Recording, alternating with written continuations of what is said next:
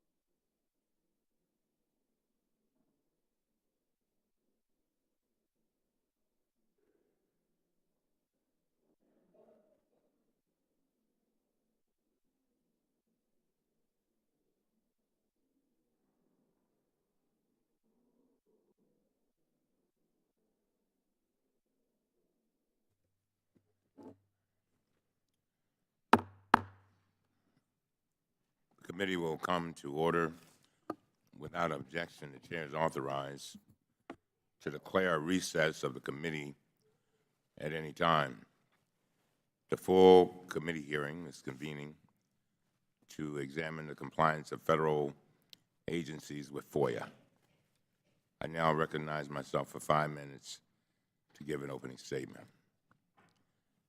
The committee is holding this hearing on transparency under the Trump administration during Sunshine Week.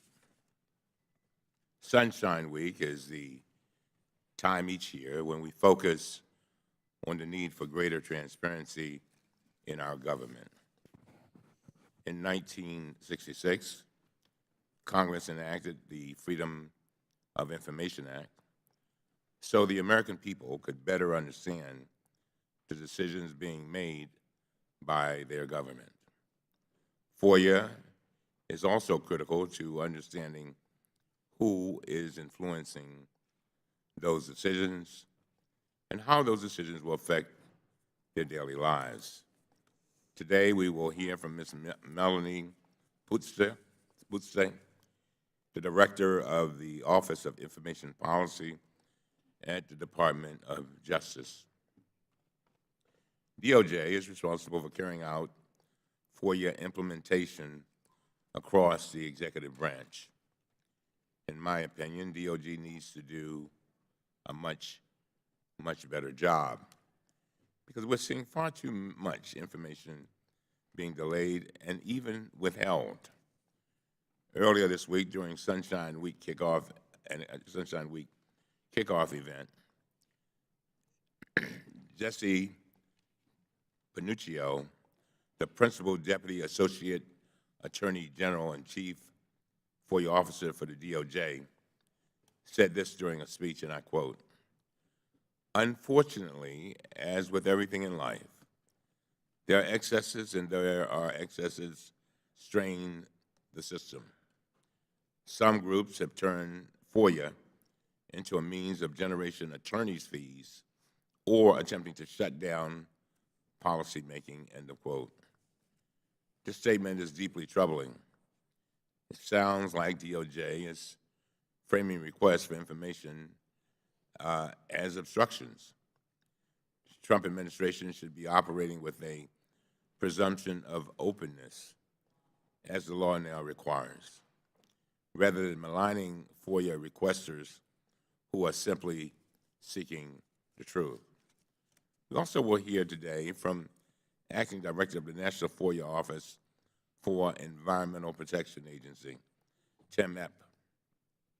Last year, our committee uncovered troubling issues with the way EPA was responding to FOIA requests in an investigation of former Administrator Scott Pruitt and his senior staff. Chief of Staff stated during a transcribed interview with our committee staff that EPA staff were referring, and I quote, politically charged, end of quote, FOIA requests to political appointees for review. He also explained that certain requests were being deliberately delayed, and today we will investigate whether these tactics are still being used. Finally, also testifying today is Acting Deputy Chief of FOIA Officer from the Department of Interior, Rachel Spector.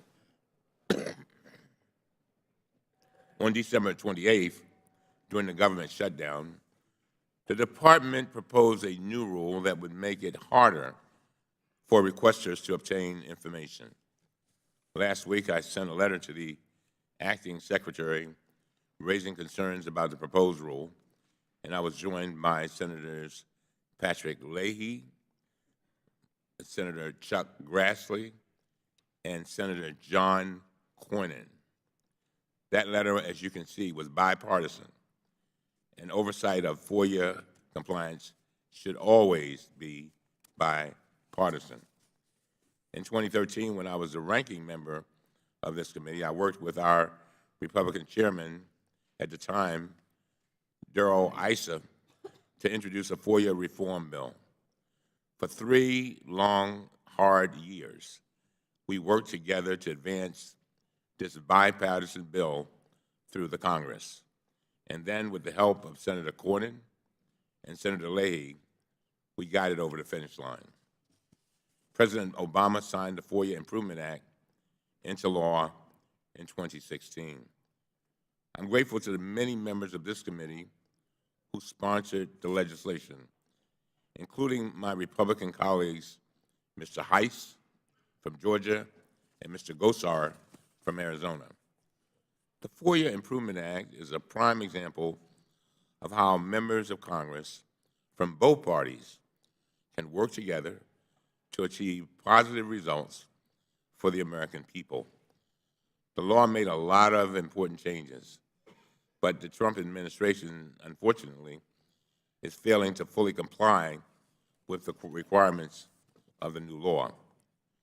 Some agencies, including EPA, have not updated their regulations. Other agencies still have not published data on FOIA compliance for the year 2018. The Department of the Interior did release its data online, but it shows that the department proactively disclosed 58% less data than the last full year of the Obama administration.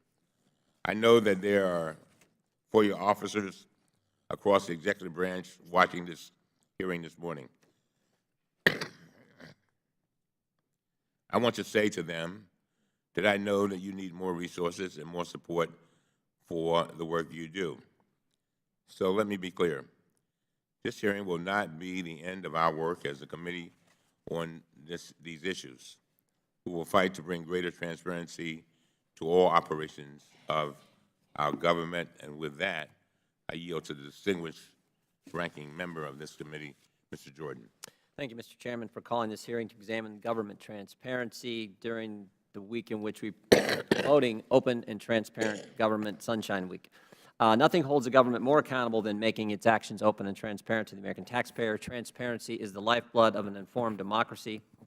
Essential to this precept is the Freedom of Information Act, which gives the public a tool to gain insight into how their government functions. FOIA's promise of openness is central to this committee's mission of increasing transparency throughout the Federal Government. It isn't hard to make a FOIA request, but navigating the FOIA process is complicated, and it varies across government agencies. In responding to a FOIA request, each agency has its own set of standards, which may or may not be updated to reflect current law.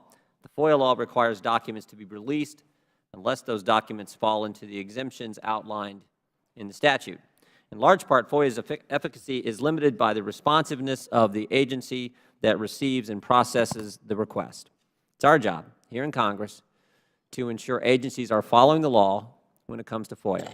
Congress intended for FOIA to increase accountability by giving taxpayers a view into the inner workings of their government.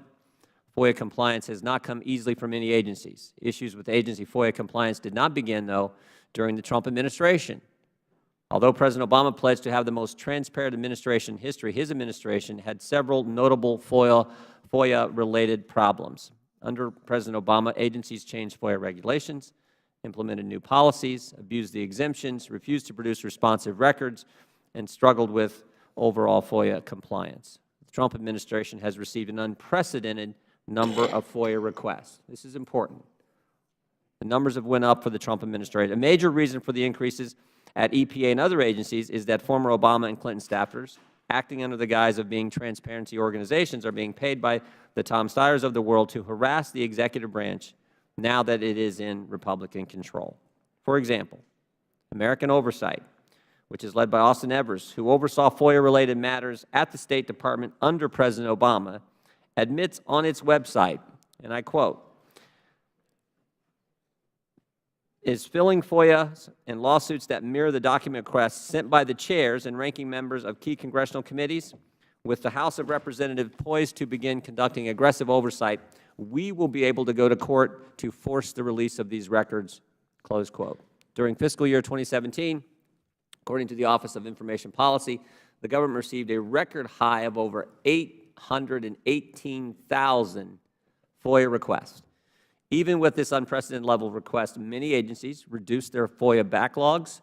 According to OIP, even those agencies who did report an increase in their FOIA request backlog made impressive efforts to increase the number of requests processed. Nonetheless, it is an important duty for Congress to ensure that when it comes to FOIA, agencies are following the law. I want to thank our panel of witnesses for being here today, and I look forward to hearing from all of you about your experiences with FOIA, the efforts your agencies are making to comply with the spirit of our law, and any suggestions you might have to ensure disclosure of information is timely, accurate, and routine. With that, Mr. Chairman, I yield back. I want to thank the gentleman for your statement. And with that, I now want to welcome our witness for today's hearing, Ms. Melanie Pustay. Pustay. Say it again. Pustay. Okay, I like that. I think I do too. And you are the Director of the Office of Information Policy at the U.S. Department of Justice. Mr. Timothy Epp is the Acting Director of the National FOIA Office at the Environmental Protection Agency. Ms. Rachel Spector is the Acting Deputy Chief FOIA Officer for the Department of the Interior. Thank you all for participating in today's hearing. And if you all would please rise, and I will begin to swear you in. And would you raise your right hand? Do you swear or affirm that the testimony you are about to give is the truth, the whole truth, and nothing but the truth? So help you God. You may be seated. Let the record show that the witnesses answered in the affirmative. Now, to our witnesses, the microphones are sensitive, so please speak directly into them. Without objection, your written statements will be made a part of the record. With that, Ms. Pustay, you are now recognized to give an oral presentation of 5 minutes. And I would ask that you try to limit your comments. I try to be, fair and liberal with, I know you want to get stuff out, statements out, but keep in mind we do have it, your entire statement. So if you'd be kind enough to summarize, okay? Certainly. Thank you very much. Keep your voice up. Good morning again, Chairman Cummings, Ranking Member Jordan, and members of the committee. I'm pleased to be here today to discuss the Freedom of Information Act and the Department of Justice's ongoing efforts to ensure compliance with the statute. My office has undertaken a range of initiatives designed to assist agencies in improving their FOIA administration, and today I'm pleased to highlight some of those efforts. Just last month, OIP issued comprehensive guidance to agencies on adjudicating administrative appeals under the FOIA. As one of the agencies that receives and processes the most FOIA appeals across the government, we have seen firsthand the positive benefits that a robust administrative appeals process can have for both agencies and requesters. For a requester, the FOIA administrative appeal process provides a simple-to-use mechanism to seek review of the initial action taken on a request. That, in turn, increases their confidence in the FOIA process. For agencies, an effective appeals process provides an opportunity to review and reevaluate, if necessary, the initial action taken on a request, to provide clarification, correct any mistakes, and thereby obviate unnecessary judicial review. Now, while the administrative appeal process offers a formal mechanism for requesters to seek a second review of the action taken on their request, agencies often interact with the public in more informal ways through their FOIA requester service centers and their FOIA public liaisons. In June of 2018, OIP issued guidance to agencies that addresses the importance of quality requester services as agencies engage with the public during all stages of the FOIA process. Now, overseeing all of the agency's FOIA operations are agency chief FOIA officers. DOJ's FOIA guidelines have long held that improving FOIA performance requires the active participation of agency chief FOIA officers. The department addressed this critical aspect of FOIA administration by issuing a memorandum in January that emphasized the significant role of the chief FOIA officer and the importance of ensuring that this position is properly designated at the assistant secretary level or equivalent, as is required by law. We also required agencies to report on whether their designations meet this statutory requirement in their 2019 Chief FOIA Officer reports. Now, in addition to providing guidance to agencies, the department firmly believes that training is fundamental to any successful FOIA program. Such training helps ensure that the law is properly and consistently implemented across the government. As part of our efforts to encourage government-wide compliance with the FOIA, every year experts from my office provide training to thousands of FOIA professionals across the government. We also hold best practices workshops so that we can share successful strategies and approaches to FOIA administration. The department's FOIA guidelines stress that every agency must be accountable for their FOIA administration, and we engage in a number of efforts to keep agencies accountable and also to help them move forward in their administration of the FOIA. Every year, OIP issues reporting requirements for agencies that focus on 5 key areas, including proactive disclosures, use of technology, and timeliness in responding to requests. We conduct a detailed review and assessment of agencies' progress. We score agencies on a variety of milestones, providing a visual snapshot of the progress being made in areas in need of improvement. I'd like to take a minute to highlight one of our major initiatives. As you know, the FOIA Improvement Act included a requirement that DOJ and OMB ensure the operation of a consolidated online request portal that allows members of the public to submit a request to any agency from a single website. Last March, we were very pleased to go live with our first iteration of the National FOIA Portal, which resides on FOIA.gov. Since the release of the portal, FOIA.gov has received over 1 million page views and 9,000 requests have been transmitted through the portal. We are building on the achievement. Last month, DOJ and OMB issued joint guidance to agencies on becoming fully interoperable with the portal. The directive also requires agencies to regularly update their FOIA.gov accounts and to annually certify to DOJ that they've done so. We're very pleased with the positive feedback that the National FOIA portal has received from both the public and the agencies, and we look forward to continuing to make improvements to that site. Now, we believe that every request is important. And yet, with finite resources and an ever-increasing volume of complex requests, the challenges that many agencies face and the strain on the system can be substantial. OIP is fully committed to its responsibility of encouraging government-wide compliance with the FOIA.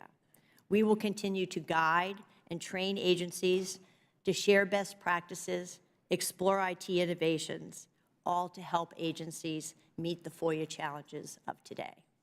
Thank you. Thank you very, very much. Ms. Spector.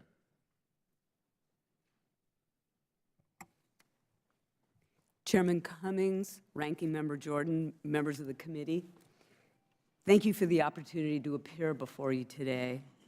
My name is Rachel Spector, and I am the Deputy Chief Freedom of Information Officer in the Office of the Solicitor at the Department of the Interior, a newly created position that I've held for the past 2 months. I've worked in public service the majority of my life, beginning with my employment as a legislative assistant to Congressman David Obey for almost 8 years. I left that position to attend law school and returned to public service when I joined the Solicitor's Office at Interior in 2002. For most of my career in the Solicitor's Office, I've worked in the division that provides legal services on core administrative law matters, including the FOIA. During my 17-year tenure at Interior, I've proudly served as a career public servant to both Republican and Democratic administrations, assisting the department to pursue its great mission in a lawful manner. The department's FOIA offices have experienced a 30% increase overall in the volume of incoming FOIA requests since FY16. The FOIA office for the Office of the Secretary has been hit especially hard, experiencing a 210% increase. Because many of the department's FOIA offices are unable to timely respond to the increased volume of requests, the department has also experienced an unprecedented increase in FOIA litigation, in which requesters are not suing the department because it allegedly withheld documents that are subject to release under the FOIA, but simply because requesters have not received timely responses to their requests. The surge in FOIA litigation further hobbles the ability of FOIA processors to do their work in a timely and equitable manner because the litigated requests typically jump to the head of the queue ahead of non-litigated requests.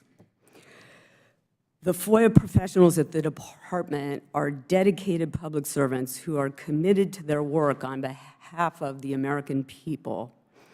These circumstances, however, have led to an environment in which the department is unable to properly serve the FOIA requester community. Leadership in Interior believes it's imperative to break this unproductive cycle. To that end, former Secretary Zinke issued Secretary's Order 3317, a copy of which is included in my written materials, that underscores the department's commitment to an equitable FOIA program that ensures compliance with statutory requirements of transparency, accountability, and prompt production. The order designates the solicitor as the chief FOIA officer of the department to significantly increase the visibility and authority of the position and leverage the substantial legal expertise of the solicitor's office with respect to the FOIA. The order also establishes the operational position of DCFO to oversee the department's FOIA program and take meaningful steps to improve the quality, efficiency, and consistency of the work performed by the FOIA offices. As DCFO, I have begun a broad effort to improve the organization and governance of the department's FOIA program that includes establishing uniform position descriptions and performance standards for FOIA staff and setting appropriate pay grades, establishing hiring requirements for the bureaus to ensure adequate staffing and top-quality hires, creating a robust training program for FOIA officers and processors, issuing standard operating procedures for FOIA processing and other needed policies, and obtaining and deploying modern, reliable technology for FOIA request tracking, as well as tools for search and collection and document review. I'm proud to lead this important effort to improve the department's ability to meet its obligations under the FOIA. I also appreciate the consistent bipartisan interest of the Congress in the FOIA and welcome any insights members of the committee may have to assist the department in meeting this important goal. With that, I conclude my remarks. Thank you again for the opportunity to appear before you today. Thank you very much, Mr. Epp. Good morning, Chairman Cummings, Ranking Member Jordan, and members of the committee. As mentioned, my name is Timothy Epp. I am the Environmental Protection Agency's Acting Director for the National FOIA Office within the Office of General Counsel. EPA created the National FOIA Office this past year to provide centralized FOIA program services for the agency in what otherwise remains a substantially decentralized FOIA program. I appreciate the opportunity to come before you today during Sunshine Week to share EPA's commitment to operate transparently and to improve the speed and quality of EPA's FOIA responses. I would like to quickly touch upon key items covered in greater detail in my prepared statement, namely the commitment of EPA's senior leadership, the many initiatives EPA is implementing, EPA's proactive disclosure, and the challenges EPA faces. First, on the senior leadership's commitment. EPA established a strategic goal on transparency, which includes eliminating the FOIA backlog. Also, this past August, then Acting Administrator Wheeler held a planning meeting on FOIA with agency senior leadership. At that meeting, he expressed his expectation for EPA's quality and timeliness in FOIA responses. He directed a review of the agency's efforts, and he asked for options for the EPA to take concrete actions to address FOIA processing quality and timeliness. Administrator Wheeler also sent an announcement to all EPA staff reinforcing the agency's commitment to transparency and FOIA timeliness and quality. Also in November, EPA issued a significant policy memo to streamline and eliminate confusion regarding EPA's awareness notification process. EPA also added FOIA accountability language to all FOIA managers' performance agreements addressing FOIA response quality and timeliness, and for appropriately supervising and training all EPA professionals who administer FOIA responses. Over the past year, EPA significantly improved its FOIA program in a number of ways. First, EPA delegated the Chief FOIA Officer function to the General Counsel to raise the profile and accountability of the EPA's FOIA implementation. Second, EPA launched a reorganization of the FOIA programs in each of the 10 EPA regional offices, moving those programs into the regional counsel's offices in order to provide reporting responsibility lines up to the General Counsel, who is the Chief FOIA Officer. Third, EPA created the National FOIA Office, which I now head. The National FOIA Office was created by a merger of the National FOIA program into the Office of General Counsel and combining it with the previously existing FOIA Expert Assistance Team, which we call the FEAT. The NFO provides centralized programmatic services pertaining to the agency's implementation of the FOIA, including request intake and assignment for headquarters program offices. The FOIA staff also staff the FOIA Requester Service Center and the FOIA Public Liaison. They issue expedited processing and fee waiver determinations, prepare monthly and annual FOIA reports, provide training, and the office is responsible for reviewing and updating the FOIA website, regulations, policies, and procedures. The FOIA Expert Assistance Team provides legal counseling, training, and project management assistance on the most challenging, complex, and high-profile FOIA requests that the agency receives. The FEAT has been in existence since 2013 and has worked on the agency's most significant public health and environmental FOIA projects, including ones that are in the news, such as Gold King Mine, the Flint drinking water crisis, Bristol Bay, as well as the enforcement action on VW. By establishing this office with both of those functions, the agency intends to improve its FOIA responses. I see that I'm running out of time. To describe the other improvements that we've made, I'd be happy to take your questions, and thank you. With that, I'll conclude. Thank you very much. I yield now to Ms. Presley, 5 minutes for questions. Thank you, Mr. Chairman. Ms. Pouste, the FOIA Improvement Act of 2016 encourages proactive, disclosure. That bipartisan law requires agencies to identify records of general interest and to post those records. Is that correct, yes or no? I'm sorry, We'll start over. I got only 5 minutes, though. The FOIA Improvement Act of 2016 encourages proactive disclosure. Right. The bipartisan law requires agencies to identify records of general interest and to post these records. Is that correct? Well, you're not exactly quoting the statute, but it's definitely correct that the FOIA Improvement Act has a provision to require agencies to make proactive disclosure. Okay, I'll move on. Investigations by the Sunlight Foundation have revealed that the Department of Health and Human Services has removed web pages providing information about the Affordable Care Act from the Medicare.gov website. The Sunlight Foundation report notes that the deleted page contained information on how Medicare coverage relates to the health insurance marketplace and linked to pages with additional information.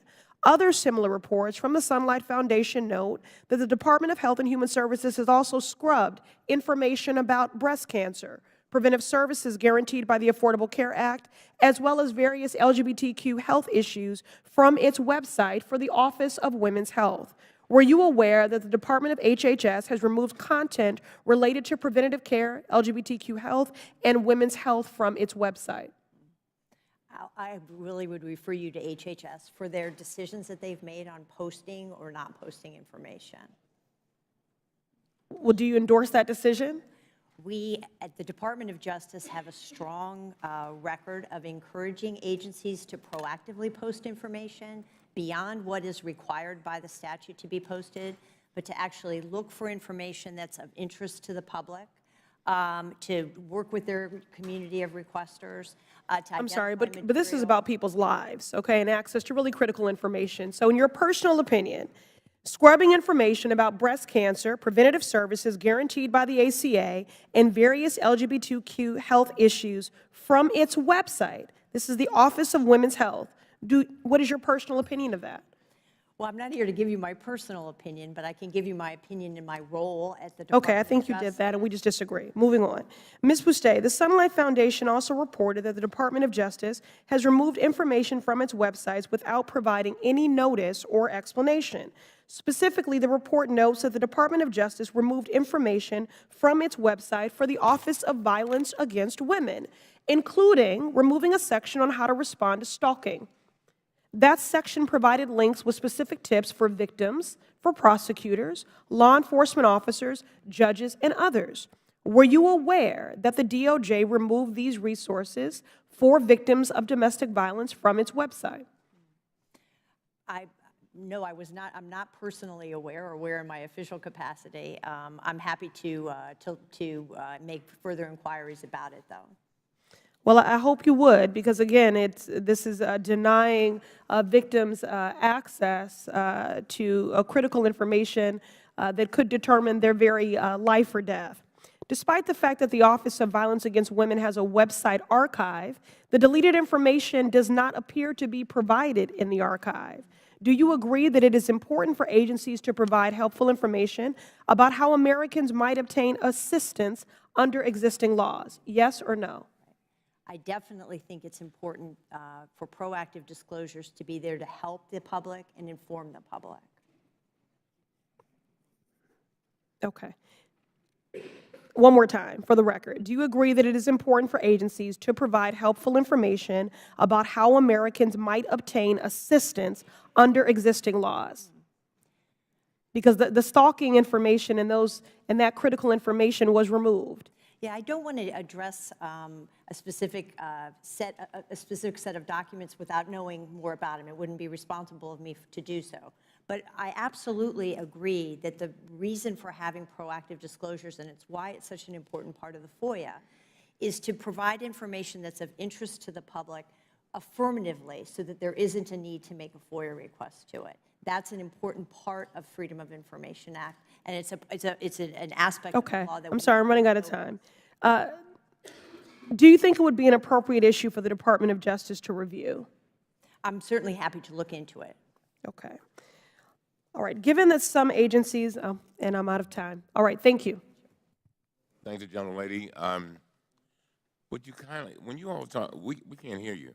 So we need to, when you're talking to the mic, get it kind of close to you, all of you, please, so we can hear you, all right? I think we kind of got through that one. Mr. Meadows for 5 minutes. Thank you, Mr. Chairman, and thank you for holding this hearing as we continue to look at FOIA. Ms. Boustay, I can tell you that this is not a partisan issue. It's one that we've had a number of hearings on, and candidly, I appreciate your willingness to actually move the ball down the road and get a lot of this information flowing to the American people. I think transparency is good medicine, and yet we continue to miss the statute.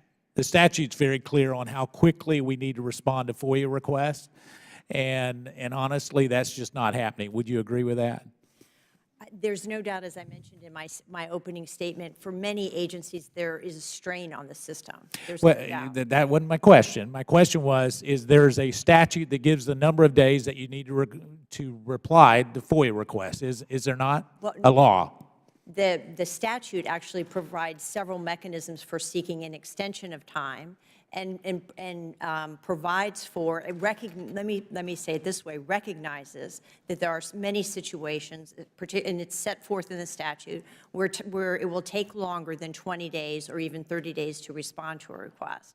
So the statute has built into it a recognition of the fact that agencies will be challenged at times in responding within 20 or 30 days, for instance, with voluminous requests. I get that. Ask for tens of thousands of pages of No, I get that. So let me just ask you, and here's where the crux of the matter. Overall, we're not complying with the law as a federal government. And this didn't just happen under President Trump. It happened under the previous administration and the administration before that. We're not complying with the law, or at least even the spirit of the law, which says that when you get a FOIA request, you actually try to get it out of the door in 21 days. Is that correct? I respectfully disagree with the premise. I do think that agencies overall are complying with the law. Okay, then why do we have FOIA requests, Ms. Boustay? That was supposed to be a softball question. So, so why do we have agencies that continue? We're still waiting on documents we requested from the State Department under the previous administration. So how can you say that that's compliance? Right. How can Judicial Watch go through a lawsuit and get documents that both Democrats and Republicans have requested, and they get them through the courts, but we can't get them through normal requests? How does that happen? One of the things that I think actually has a very unfortunate negative impact on FOIA administration is the fact that when somebody goes to court and goes to court after day 20 or after day 30, because the statute allows people to go to court that quickly, that what that happens all too often is it pushes that request to the front of the line.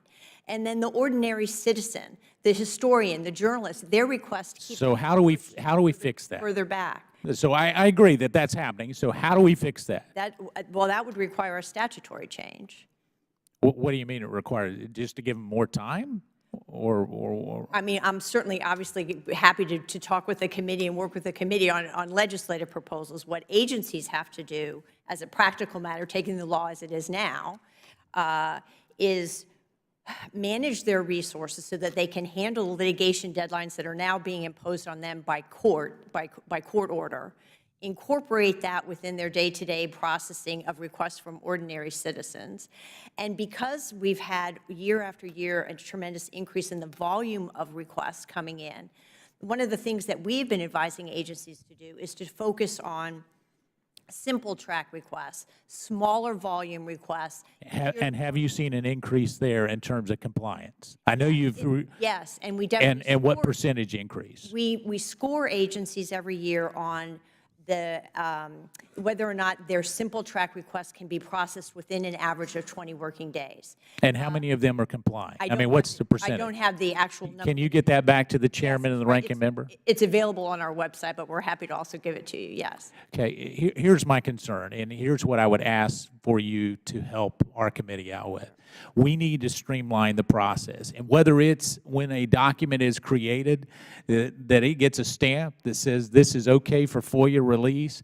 The problem is that you have too many people, in my opinion, in the chain of approving something before it goes to the American public. And so you get documents that should be released easily that have to still go through the chain. Can you come up with 2 or 3 recommendations on how we streamline that process and report back? Yeah, sure. All right, Happy to do so. thank you. I'll yield back. Thank you very much, Mr. Maloney. Thank you, Mr. Chairman. Ms. Poussey, on December 28th, 2018, the Department of the Interior proposed a new rule on processing FOIA requests. Did Interior consult with the Office of Information Policy before it issued the proposed rule? No, it did not. It did not.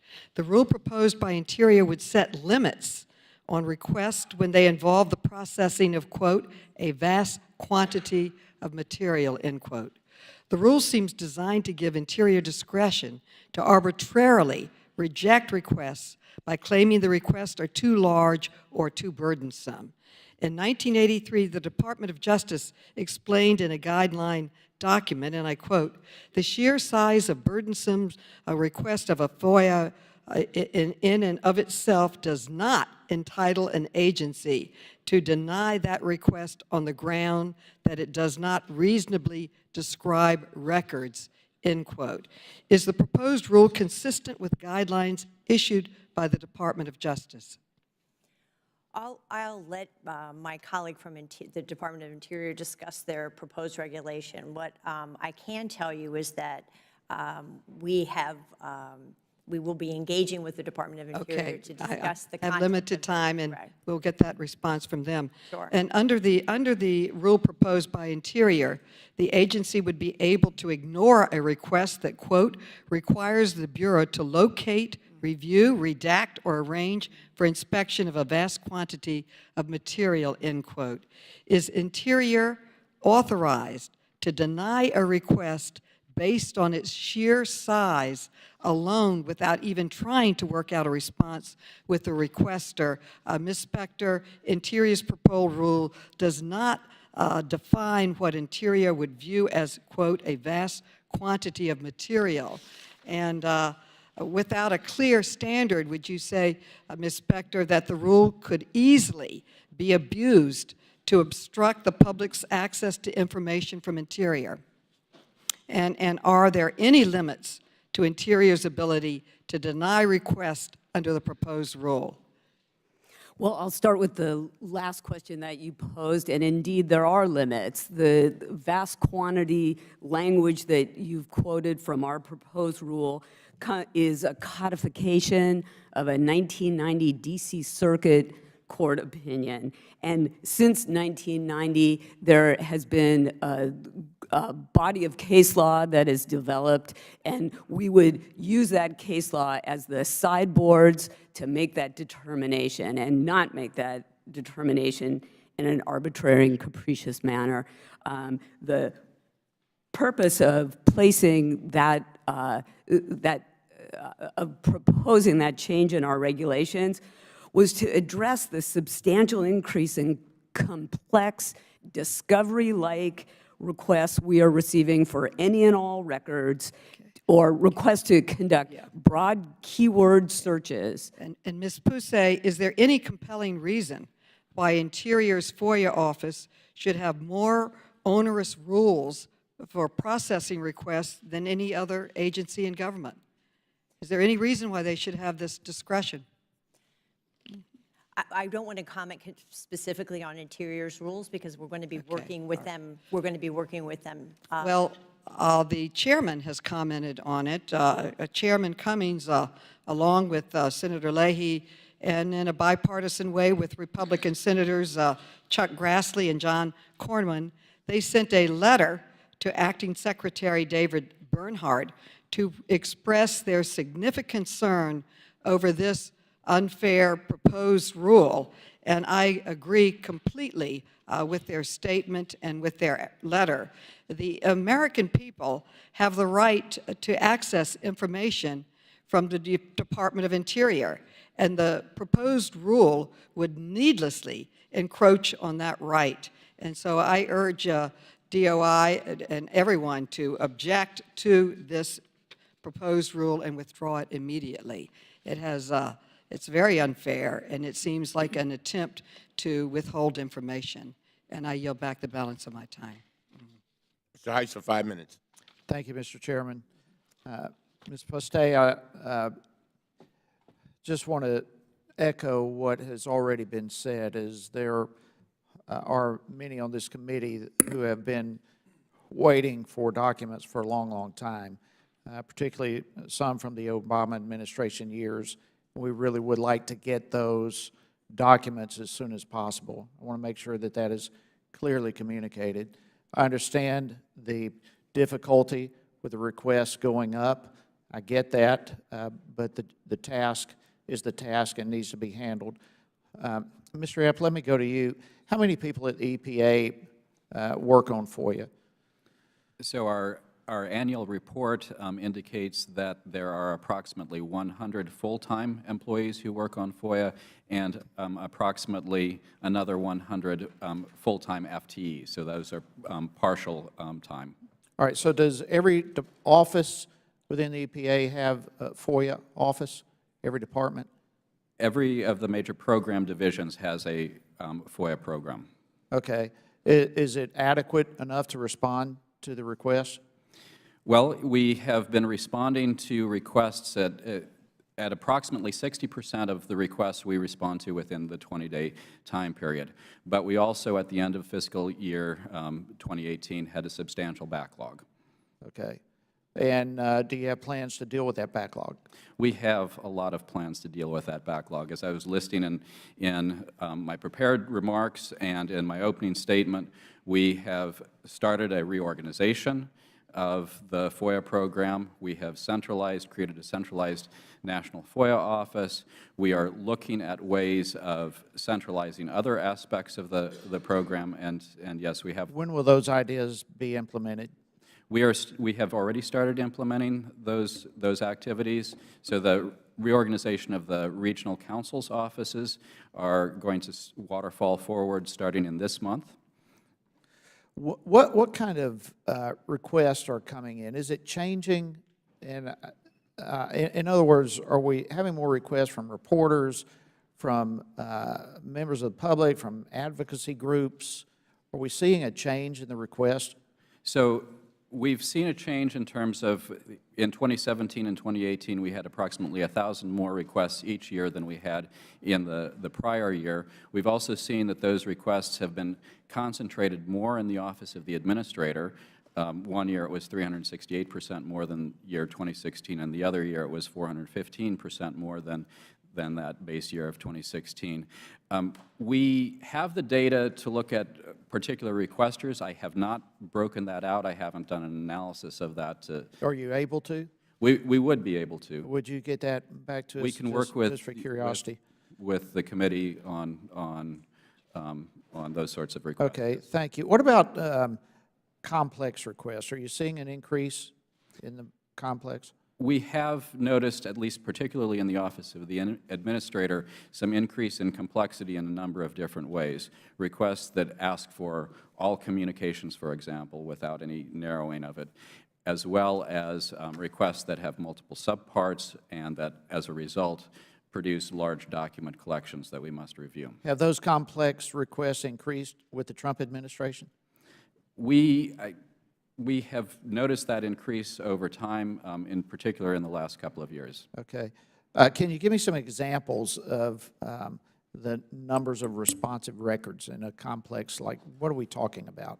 So we have one particular request right now that we've been in the process of assembling and collecting the documents for it. We have not completed that collection, but right now the workspace in the Relativity Document Review software has over 139,000 documents in it.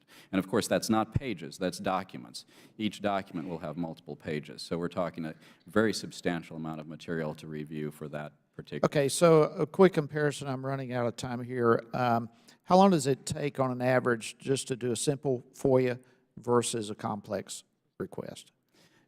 So our simple FOIA requests, as I mentioned, we've approximately 60% of our requests we respond to within the 20-day time period.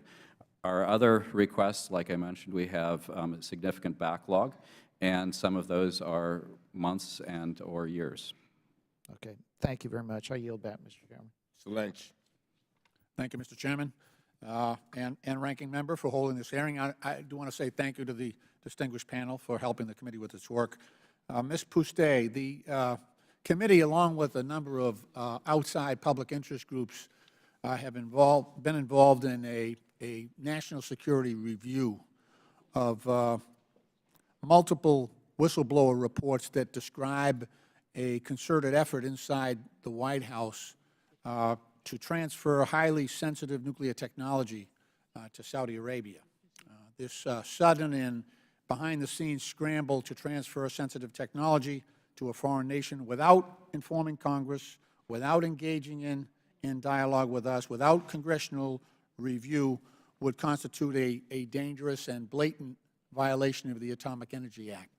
So the interim report that was issued by Chairman Cummings' staff last month underscored that one of the chief proponents of this so-called Middle East Marshall Plan was former National Security Advisor Michael Flynn, who obviously pleaded guilty to providing false information to the FBI regarding his foreign contacts, and other former current Trump associates at the White House who have been involved in this allegedly to push the Saudi Arabia nuclear transfer.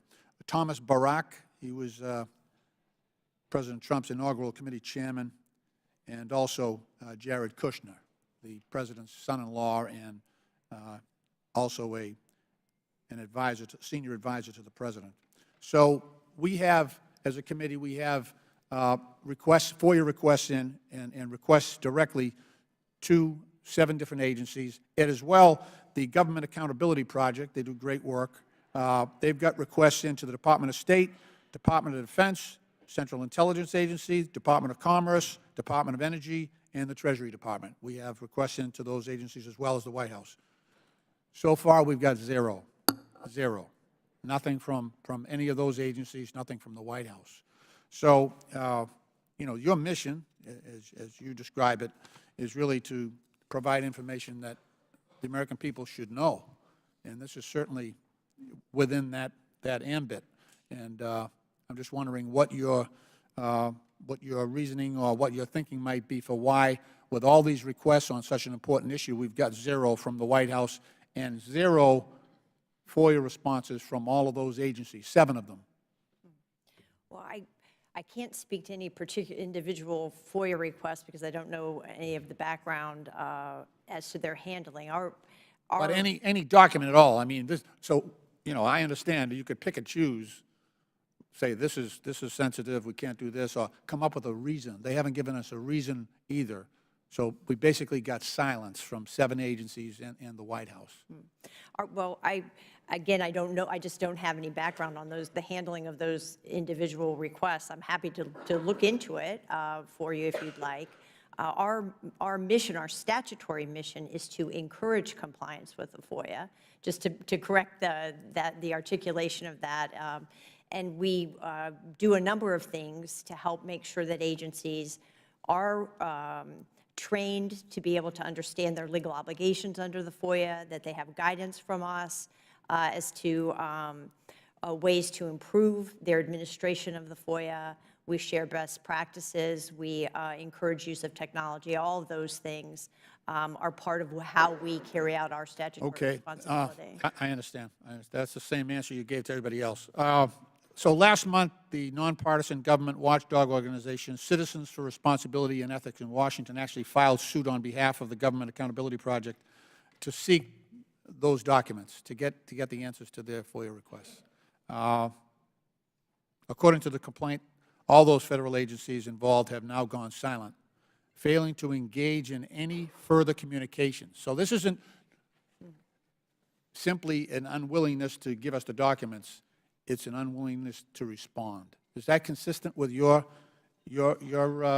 understanding of how they should be conducting their? I can't speak, obviously, to the particular request and the responses or that you've gotten, or that the requester got from those particular agencies. What I can tell you is that, of course, our guidance to agencies is to acknowledge requests.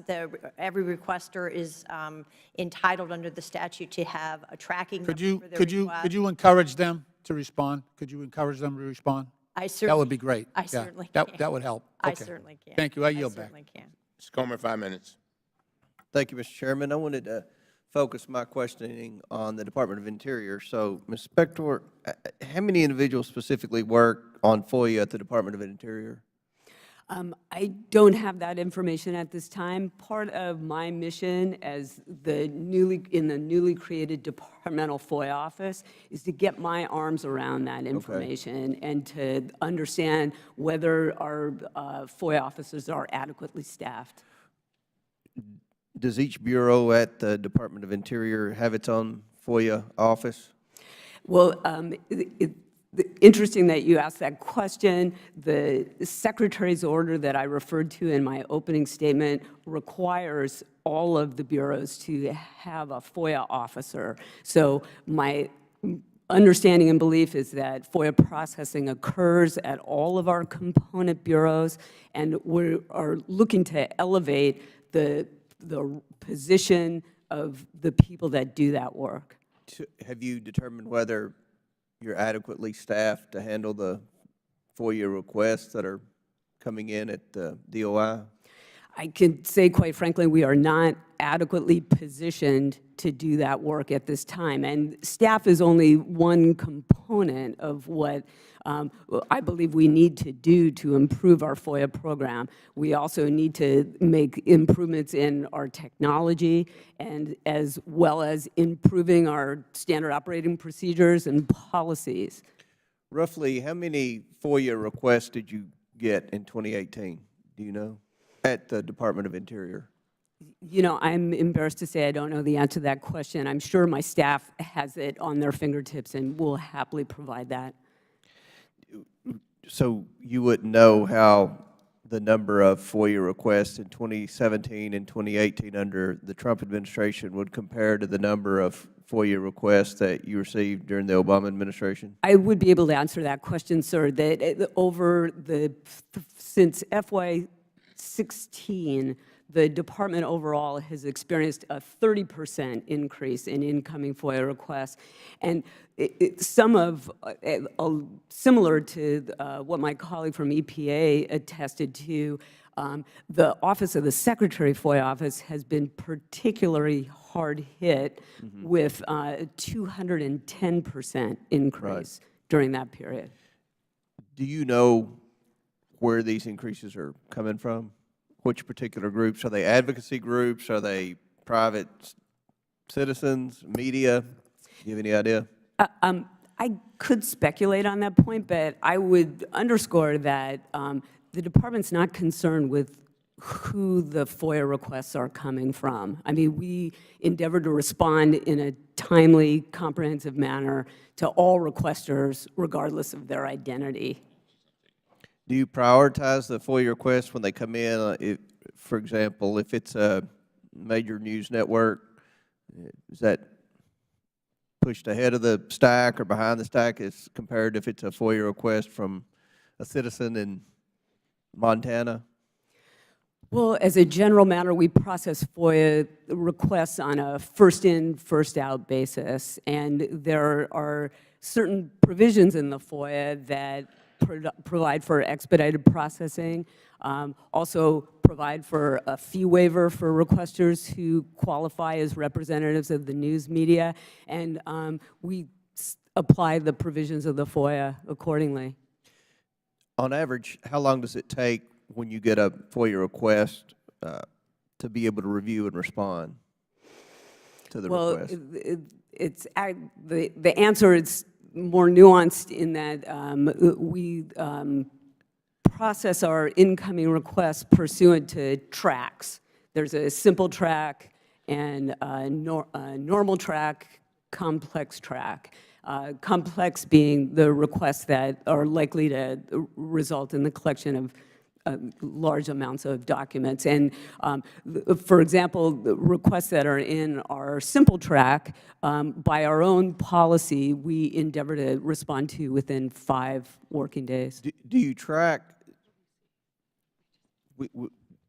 with request of, if this is a same person doing FOIA request every day, are they red flagged, or how does that work? I know in the past, I've been, a previous job before I came here was harassed by political opposition groups, bloggers, things like that. I didn't know if there was a system in place to determine the validity of the person requesting the FOIA request. No, sir, and again, we don't process our requests based on the identity of the requester. I would say we have a substantial number of what we call frequent flyers. Right. And we process their requests on a first-in, first-out basis. Comment Thank time has expired. Thank you. Mr. Rutter. Thank you, Mr. Chairman. Mr. Epp, there's about 1,700 FOIA requests outstanding from the most recent report. It actually puts EPA in the bottom 10%. So is this a resource issue, a manpower issue, or both? That is a topic that we are currently analyzing, and that is part of the reason for the reorganization of the National FOIA Office, to create a centralized office to take a look at those sorts of issues. You know, one of the things that we've recently done that we did within the last calendar year was upgraded the document review processing software to add certain features that will increase the ability to review similar documents together. So is it a resource issue then and a manpower issue? I mean, if you had enough people and the resources, we could clear this up pretty quickly, right? Or is this, if it's a process issue, that tends to be a management, lack of management and leadership issue. So which one is it? And the agency has dedicated more resources to FOIA processing this year, including authorizing increased hiring in my office. We have just onboarded those new hires, new hiring in the administrator's office, and standing up a tiger team of document reviewers in the administrator's office. So we are dedicating more resources to the effort, and part of what I am doing is trying to analyze exactly how much of it is resource issues, how much of it is processing issues, and things like that. Well, we're 2 years into the administration, so hopefully that'll happen soon. But let me ask you this. If President Trump's budget with a 31% cut in the EPA, do you support that cut? Like I said, the agency dedicated more resources to FOIA in the last. But you have a limited budget. Do you support the 31% cut to the EPA? And our Do you position is support that the we will 31% work cut to the We EPA? will work with Congress to implement the budget that you pass. But do you support the President's 31% cut to the EPA? We will work with Congress on the budget that Congress passes. I also note that you have over 800 openings in the EPA that haven't been filled. If those seats were filled, wouldn't that help address this issue? So I don't have oversight or vision on all of the hiring needs and where the hiring is across the agency. If that's something that you would like a response. Well, my concern is that there's roughly 14,000 employees in the EPA. 8,000 of them are eligible for retirement through 2021. So you take that coupled with the 800-plus open seats, I can't help but think that the EPA could meet many of its obligations, including FOIA requests, if it was properly staffed up according to the ability it has.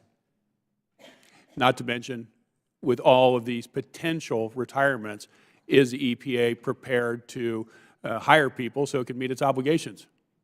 So like I mentioned, within my office, we were authorized to hire, and we completed hiring over the last year and are now. So if you were authorized to hire more individuals that could manage the FOIA requests, you could definitely address the backlog, correct? And we onboarded and are currently onboarding some of those hires. And, you know, with any hiring initiative, there's also a training up time, an integration. Again, we're 2 years into the administration. We're 1,700 FOIA requests that haven't been met. So if people were hired, it seems like that would solve the problem. I also want to call your attention to last year, the Republican and Democratic staff from this committee interviewed EPA Chief of Staff Ryan Jackson, who stated, quote, in talking about a specially created team, he said, quote, politically charged FOIA productions. Is there a special team or any version of it that is still existing at the EPA that is reviewing these types of FOIA requests? So the FOIA Expert Assistance Team is in my office, and their charge since 2013 has been to work on the most challenging, complex, and high-profile FOIA requests that the agency receives, including such things as Bristol Bay, Gold King Mine. Do you personally review them? Yes. So they all come, basically, the buck stops with you. You personally make the decision. So that team I review and I supervise, yes. Thank you, Mr. Chairman. I yield back. Go, sir, 5 minutes. Thank you, Mr. Chairman. And I welcome and I thank the chairman for having this hearing on FOIA. But I also find it odd that my friends across the aisle are complaining about the FOIA request when this administration was able to reduce some of the FOIA backlog by 3.2%. I don't remember hearing anything when groups were sending FOIA requests to the Obama administration on the IRS scandal, Benghazi, Fast and Furious, and the list goes on. Not a peep. Since my friends across the aisle have found a newfound respect for FOIAs, I asked them to join me in urging the DOJ to release the requested FOIA documents to groups like Judicial Watch that have requested documents that deal with the IRS scandal, Fast and Furious, all the documents reporter Cheryl Atkinson has requested that deal with the Obama administration spying on her, and the FISA warrants used to spy on Carter Page. If my friends across the aisle truly cared about transparency, they would join me in pressuring the DOJ to release the request of FOIA documents, unless, of course, this is a charade and they only care because it is Donald Trump as the president. Ms. Specter, I didn't hear the answer. Did some of your FOIA officers at the DOI attend trainings offered by the Office of Government Information Services? I don't know specifically, but I suspect that is the case, yes. There's a mantra, working smarter, not harder. So sometimes an educational process of how to actually triage things, that might be a very helpful application. Let me ask you another question. Can you give me a little bit more idea of specifically what type of FOIAs are coming in? Have they changed in nature? Are they more from news agencies? Are they more complex in litigation? Can you give me a breakdown of how that maybe has changed over the last 2 years? Yes, and again, I can't really speak to the identity of FOIA requesters, but I can tell you that since FY15, our amount of complex FOIA requests, that is, requests that will result in the production of a large amount of documents or records, has gone up 55%. So even with a very enabled workforce, that kind of change for complexity makes it very hard to comply, would it not? It's part of the challenge that we face. It's a large part of the challenge that we face at Interior.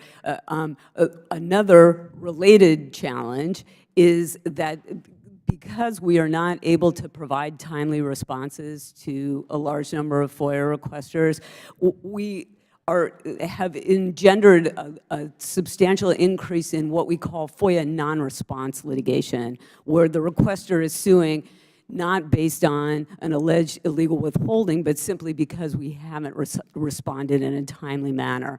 And that it produces a snowball effect on our situation, because those cases are essentially glorified FOIA processing under the auspices of the court.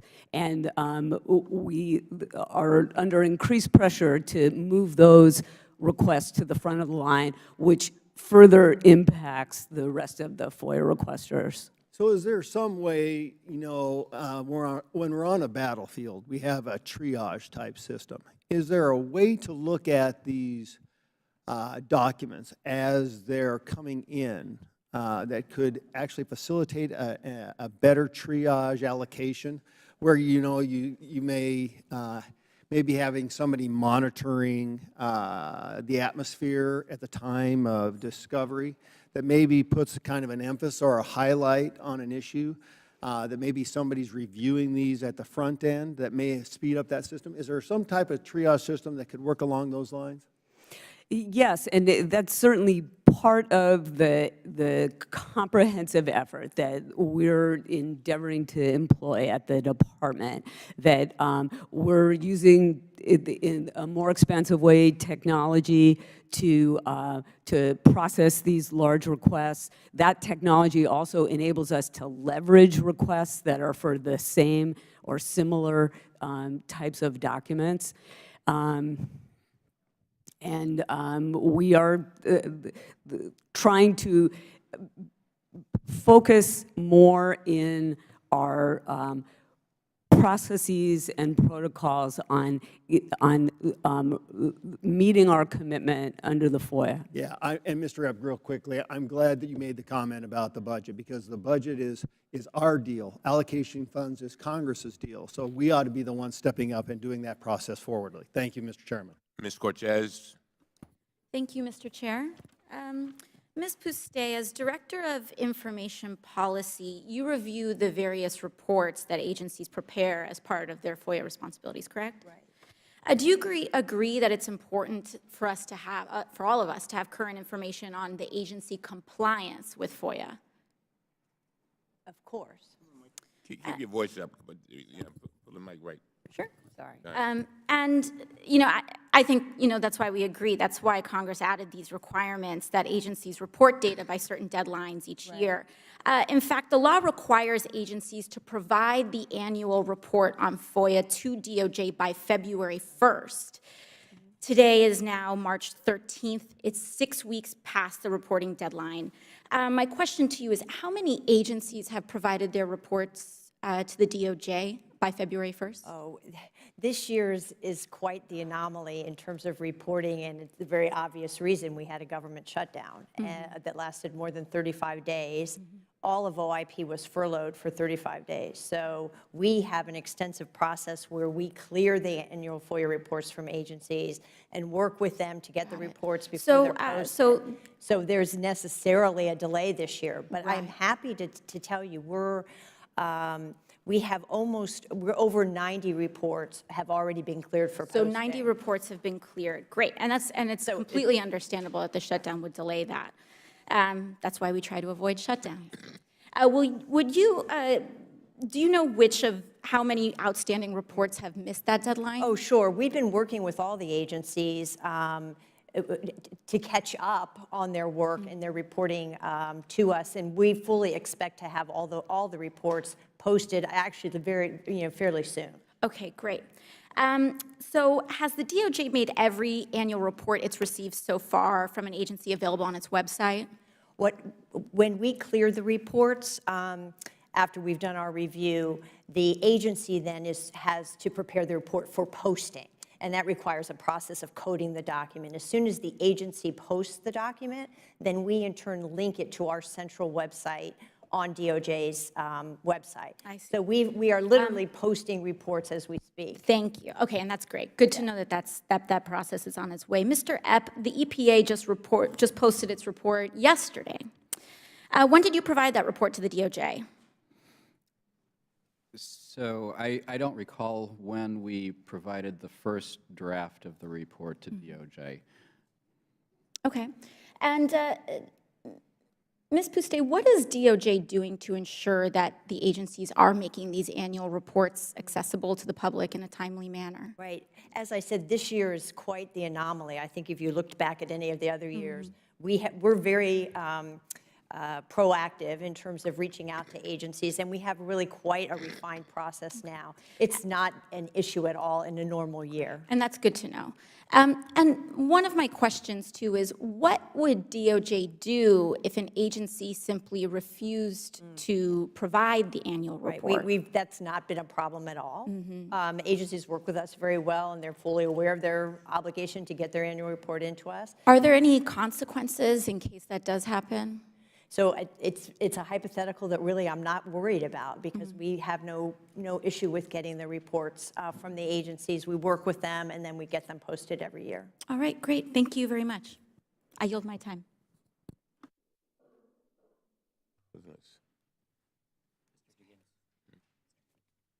Ms. Higgins.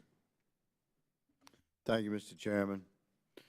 Mr. Chairman, the Committee on Oversight and Reform, the majority, seems to be attempting to imply that the Trump administration is opaque and closed off to Freedom of Information Act requests, whereas actual data shows that the President's administration has been very responsive to the record number of FOIA requests and is actively working to reduce the nearly 10-year Freedom of Information Act backlog at some agencies. Ms. Puste, OIP found that the government received a record number of FOIA requests in 2017, correct? Yes. In fact, can you clarify for Americans watching that the government received over 818,000 FOIA requests in 2017 alone, an incredible increase from 2016 in number? This was the first year, in fact, that the government received over 800,000 requests. Is that correct? That's correct, and we're on track, I think, to far exceed that number for fiscal year 18. And how have you managed to deal with such a volume of requests? And were you and your staff surprised at the number of FOIA requests that has been received since President Trump took office? Well, there's been the increase in incoming FOIA requests has actually been taking place over quite some time, a much longer time than 2 years. The backlog was 10 years. I don't mean to interrupt you, but just to clarify for those watching, the backlog, they had about a 10-year backlog? No, what I'm saying is that the increase in incoming requests has been occurring steadily over the years. And each year, agencies are really struggling to try to meet that increased demand and increasing their processing, only to see the following year even more requests coming in.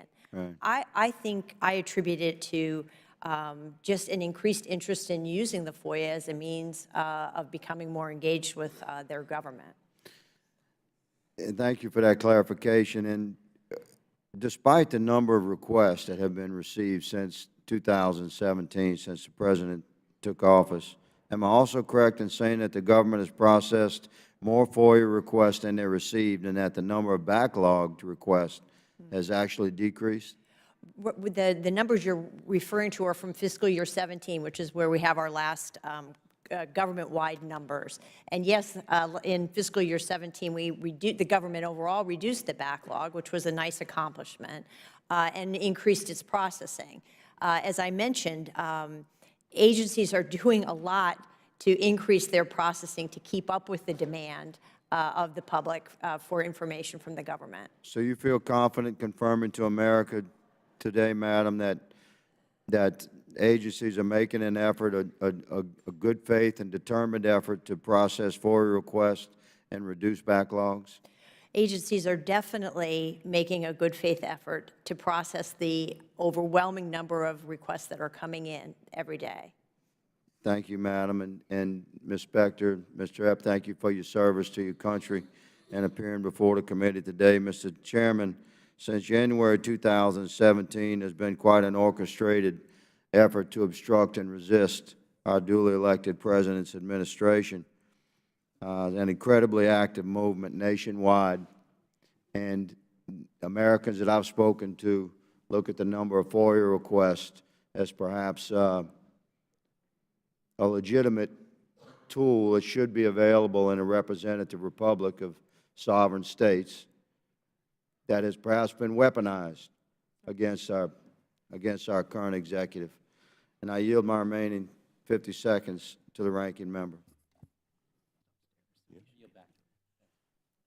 Ms. Plaskett. Thank you, Mr. Chairman, and thank you for holding this hearing.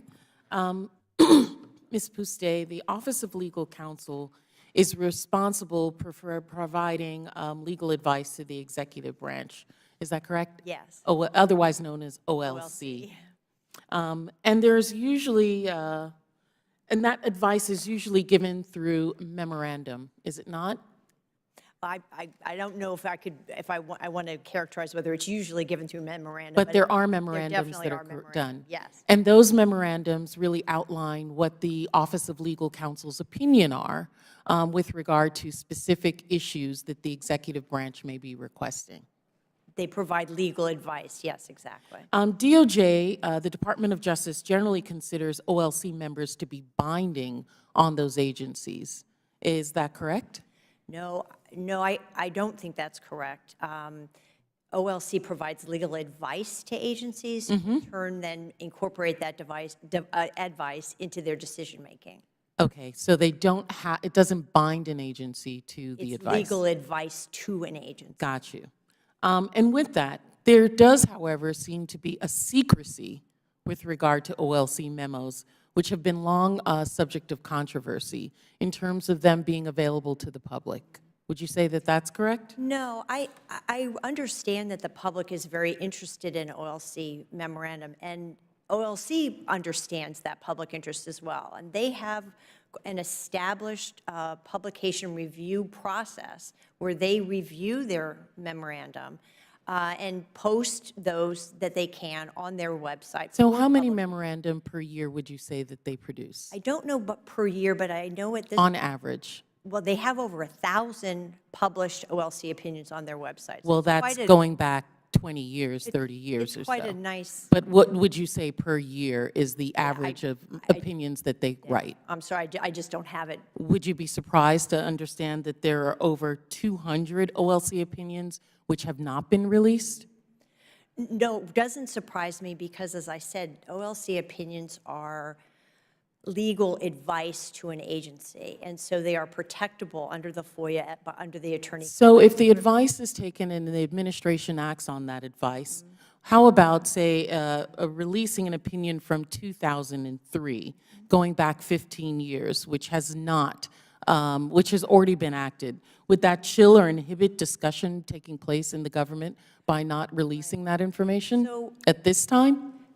The age of the opinion and the circumstances surrounding the topic that's addressed in an opinion would definitely be factors that would be looked at. All of that is actually laid out by OLC in their procedures for publishing their opinions. So And if the you'll find- concern is for the public to get that information, which may be deliberation or such that OLC has had, or whether or not positions or factors involved in making decisions in the legal advice, some of the opinions have already been published or through leaked opinions online. But DOJ still asserts that those opinions are privileged and cannot be released.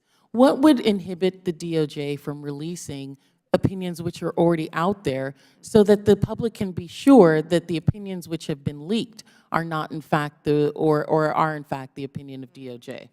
Well, I mean, we have very strong protection for information that is covered by a discovery privilege like the attorney-client privilege.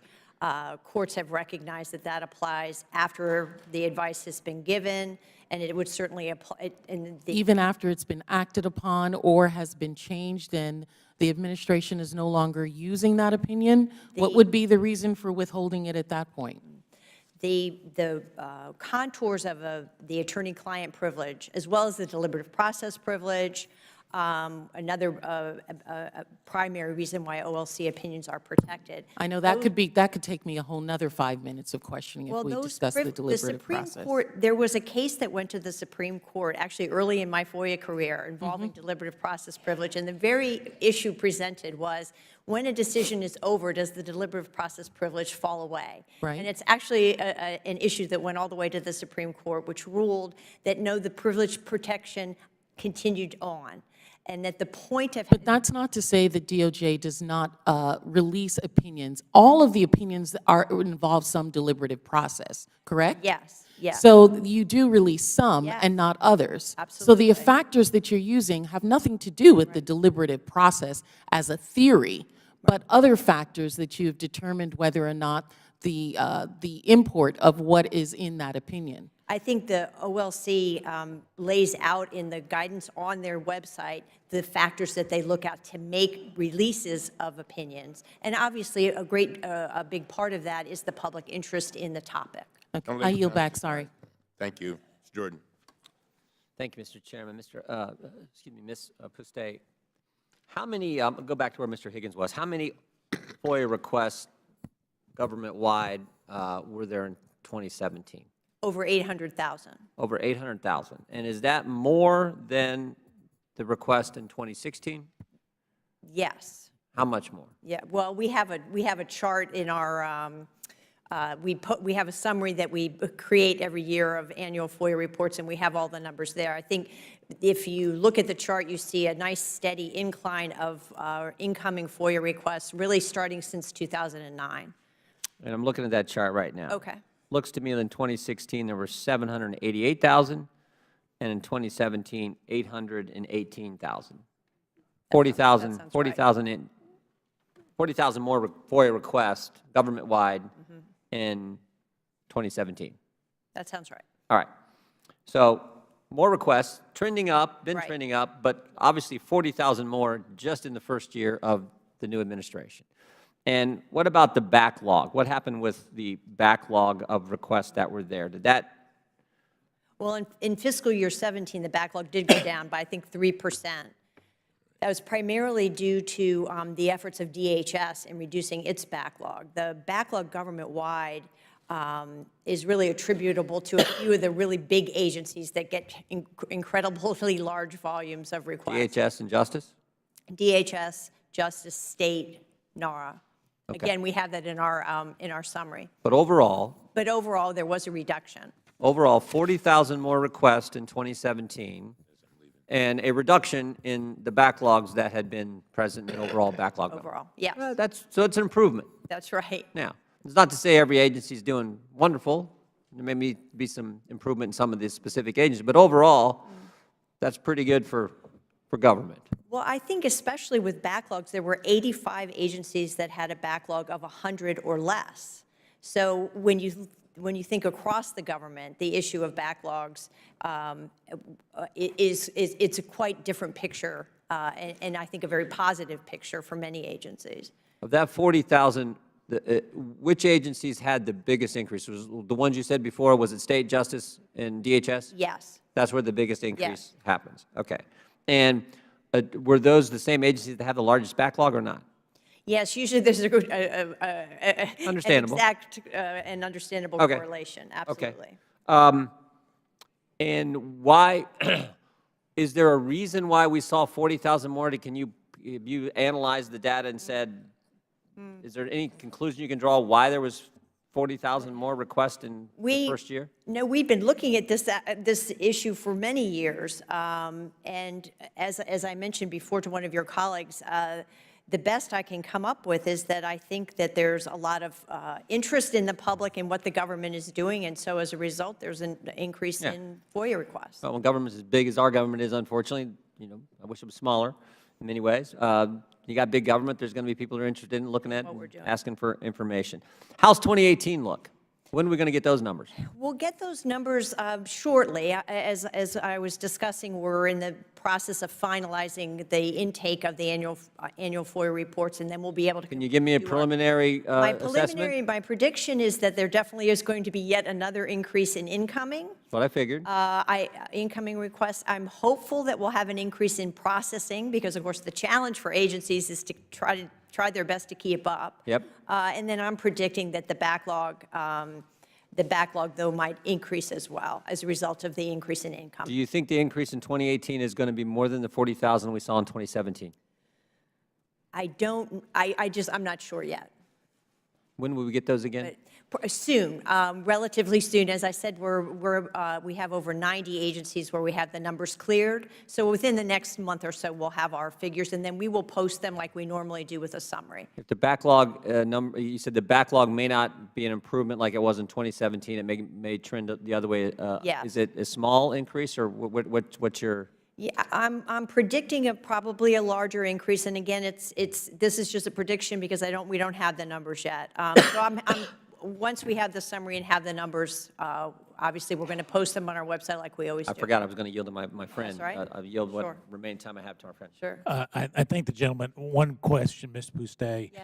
Do you have, you said you keep track of how people respond. Do you have the agency by agency, the budget that they spent on FOIA, and the number of pages that they actually get out the door so that we can tell how efficient an agency is? Good point. Right. Good point. We don't keep track of number of pages, but we do keep track. Every agency reports in their annual FOIA report their costs and their personnel that are used every single year for FOIA. So that's in every agency's annual FOIA report. You can look back many, many years, and we've summarized that in our summary as well. All right, thank you very much, Gentleman Simmons. All right, I'll ask a few questions. Ms. Spector, significant concerns have been raised about the lack of transparency in meetings held by Acting Secretary David Bernhardt. On February 28, 2019, Mr. Bernhardt sent a letter to Natural Resources Committee Chairman Raul Jahalva, and this is what he said, and I quote, "I have inquired with the Department of Interior's Office of the Solicitor and have been advised that I have no legal obligation to personally maintain a calendar. Further, no agency guidance exists recommending that I create or retain one. I have not personally maintained a calendar for years, and I have no intention of suddenly doing so now." Did you hear me? End of quote. Is this true? Does the Acting Secretary Bernhardt not keep a calendar of his meetings and activities? I was not involved in providing legal advice around this issue, but I am aware that the Acting Secretary Bernhardt's calendars, there are calendars that we proactively post on our website, just as we did with Secretary Zinke's calendars, because the public is interested in that information, and we've received more than 3 FOIA requests for that material. So we proactively post it on the website. Well, Acting Secretary Bernhardt also wrote, and I quote, "Numerous people create calendar entries on what can be labeled my calendar to maintain a schedule for the organization of daily appointments, both personal and official." End of quote. How are appointments added to the Secretary's schedule? Do you know? I am speculating. I think it's probably pretty accurate. I assume that his administrative assistant and other support staff provide that function for him. So who at the department has the ability to add appointments to the schedule of the acting secretary? Do you know? I'm sorry, there was movement in the back, and I didn't clearly hear what you said. Who at the department has the ability to add appointments to the schedule to the acting secretary? I'm familiar with a process of. You don't know? I don't know. Thank you, sir. Is the calendar for the acting secretary, if a calendar for the acting secretary that gets deleted at the end of each day, do you know that? I don't know that. Is it possible this is happening and you do not know about it? That is the deletion of the calendar, or the entries. I have some familiarity with the issue that you're raising, and understand that the solicitor's office in the department is working with the records officer in the department to determine what's occurred there and whether it's consistent. Now, how long have you been in the position you're in? I'm sorry, say that. How long have you been in the position you're in? For 2 months, sir. Okay. Has any Interior employee ever been tasked with recreating the calendar of the acting secretary by piecing together drafts of Google documents or using other records of meetings? Not to my knowledge. Has any Interior employee ever been told to stop recreating the calendar of the acting secretary? Again, not to my knowledge. How do you respond to FOIA requests for information about meetings attended by Acting Secretary Bernhardt? Precisely the way we do to all FOIA requests. They're processed as a general matter on a first-in, first-out basis. And the one distinction is with calendars that there's been so much public interest in those materials for our senior officials that many are affirmatively posted on our website. So whose records do you search to respond to requests about Acting Secretary's calendar? I'm sorry, again, I didn't hear. Whose records do you search to respond to requests about the Acting Secretary's calendar? Again, I don't specifically know the answer because I haven't performed that task, but I assume that it is his electronic calendar entries that are prepared by his administrative staff. All right. CNN reported last week that the calendars posted on the website of the Department of Interior are missing information. For example, a meeting on the schedule posted for Acting Secretary Bernhardt for September 22nd, 2017 includes an entry that says, quote, "A meeting to discuss energy issues," end of quote. It lists no attendees. However, CNN reported that Interior visitor logs show that the acting secretary actually signed in Jack Gerard, then CEO of American Petroleum Institute. Are you aware of any other calendars or calendar entries on the website of the Department of Acting Secretary Bernhardt or any senior official that are missing information? No, I'm not. Every senior official, including Acting Secretary Bernhardt, should be making and preserving a transparent record of their meetings and other activities so that the American people know who is influencing policies. I yield now to Mr. McLeod for 5 minutes. Thank you. We're all the talk about data. went ahead and had our team compile it for you. And yes, it does confirm what you're saying, a general upwards trend.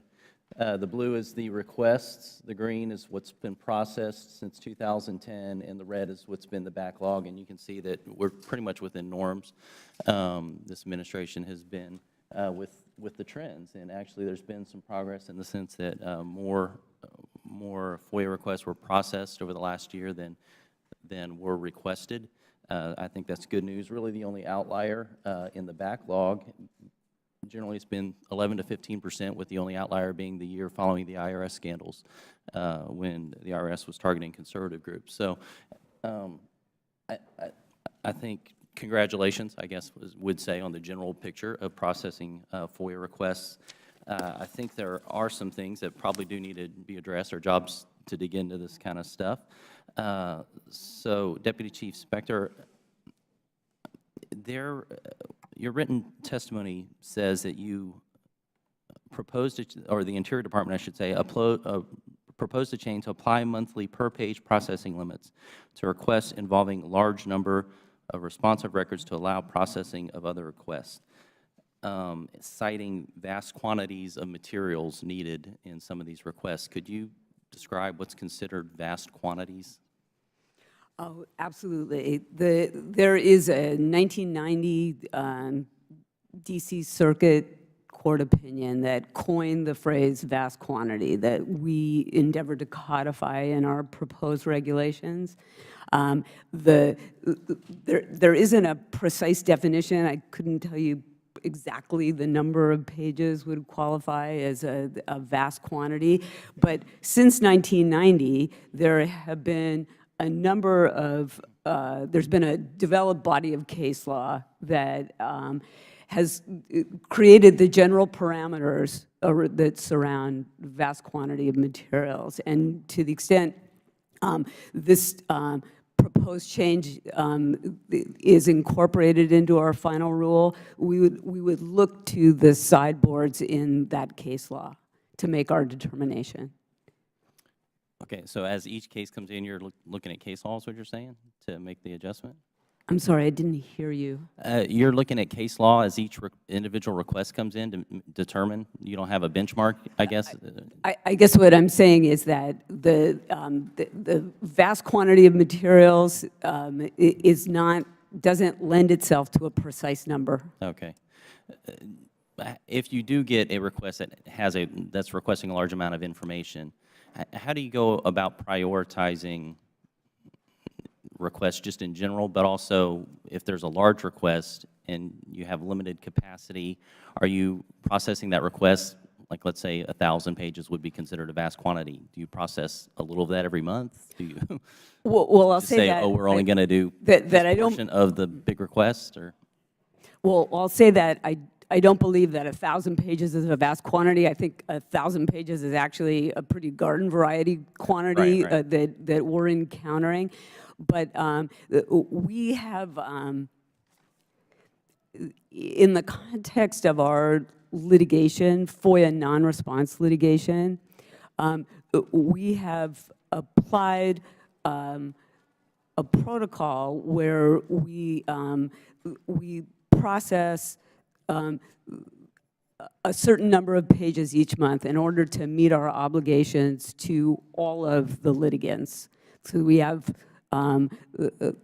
90 to 110 pending FOIA non-response cases, and all of those courts are asking us, when are you going to get the request satisfied, and how many pages can you provide to the requester each month?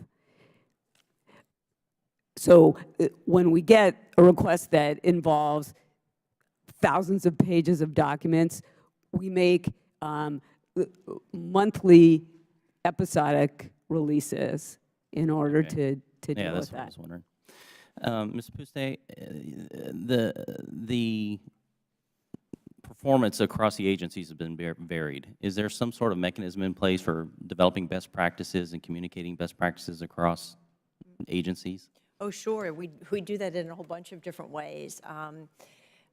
We have a workshop series that we literally call our Best Practices Workshop Series, where every year we identify a topic that we think is important to address, and we have agencies that have demonstrated success in that area on a panel where they can share their best practices in achieving success in that area. So our very first best practices workshop was on reducing backlogs and improving timeliness, because that's always a perennial challenge. The time of the general meeting is expired, if you want to wrap it up. Okay, so the answer is yes, we do many things, including those workshops.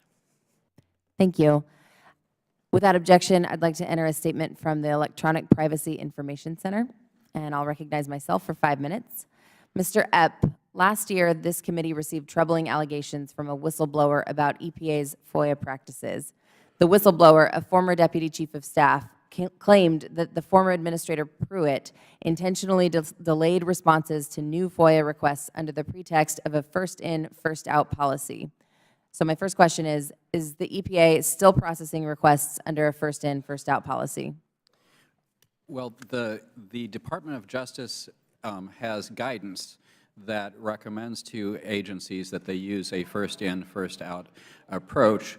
We are using a multi-track approach where we try to identify whether the FOIA request is simple or whether there are unusual circumstances that make it complex.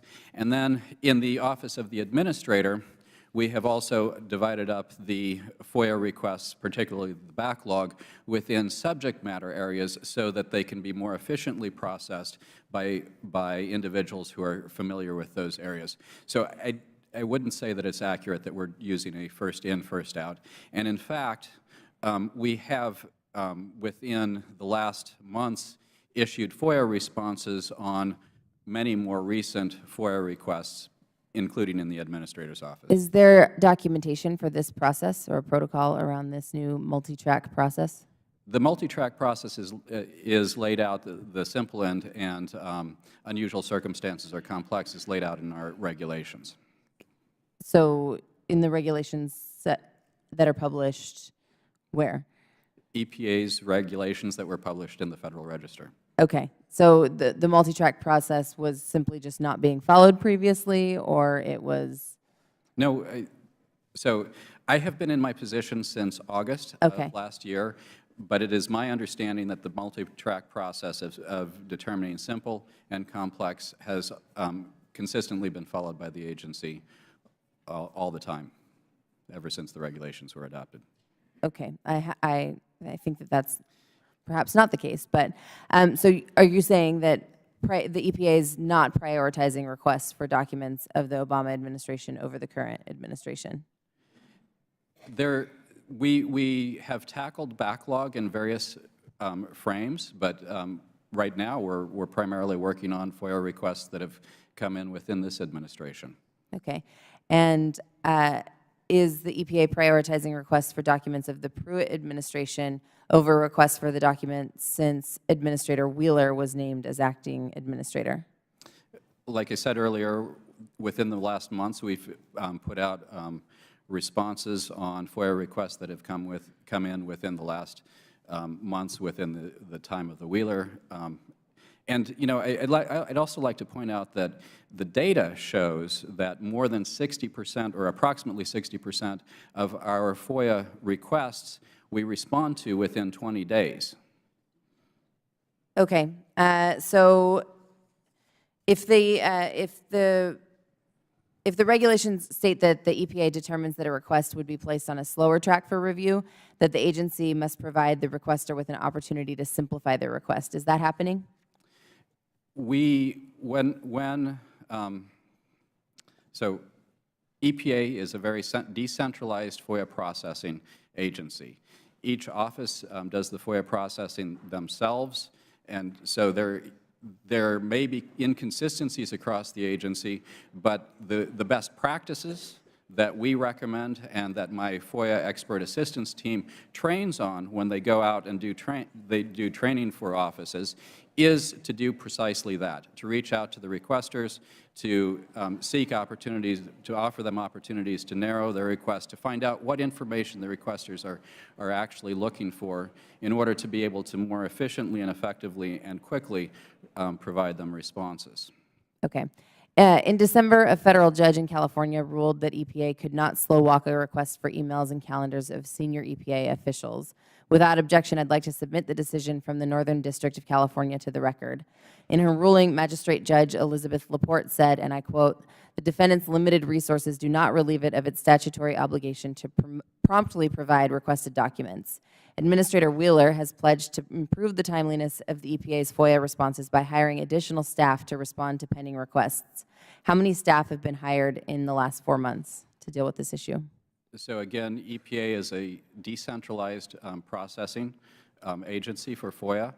I do not have direct supervisory responsibility over the Office of the Administrator. Nevertheless, my understanding is that the Office of the Administrator has hired 5 new staff for processing FOIA requests. And of course, as I stated in my prepared remarks, there was also a Tiger team of document reviewers that stood up originally in August of last year, 12 individuals who have been performing on that document review team.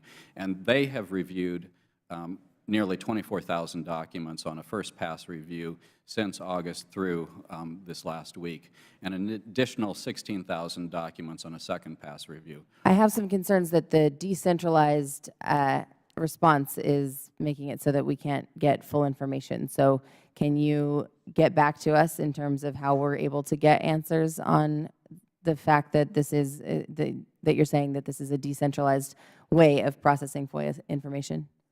I'd be happy to work with the committee and your staff. Thank you. And with that, I'd like to recognize Ms. Miller for 5 minutes. Thank you, Madam Chairwoman and Ranking Member Jordan, and thank all of you all for being here today. West Virginians sent me to Congress to hold our government accountable to the people that it serves. While we work here in Congress to make our own institution more transparent, it is important that other branches take similar steps to support an open government. Across administrations, full and speedy FOIA compliance should be the goal. As we have seen, our current administration has received an increase in FOIA requests. I understand the frustration from groups who want access to information quickly, but I also realize such requests take time to process and complete. With that in mind, I have questions that I would like each one of you to answer. How long does it take each of your agencies to review and respond to a simple FOIA request? Ms. Postay, do you want to start? In our, between 20 and 30 days for simple track and DOJ. Okay, thank you.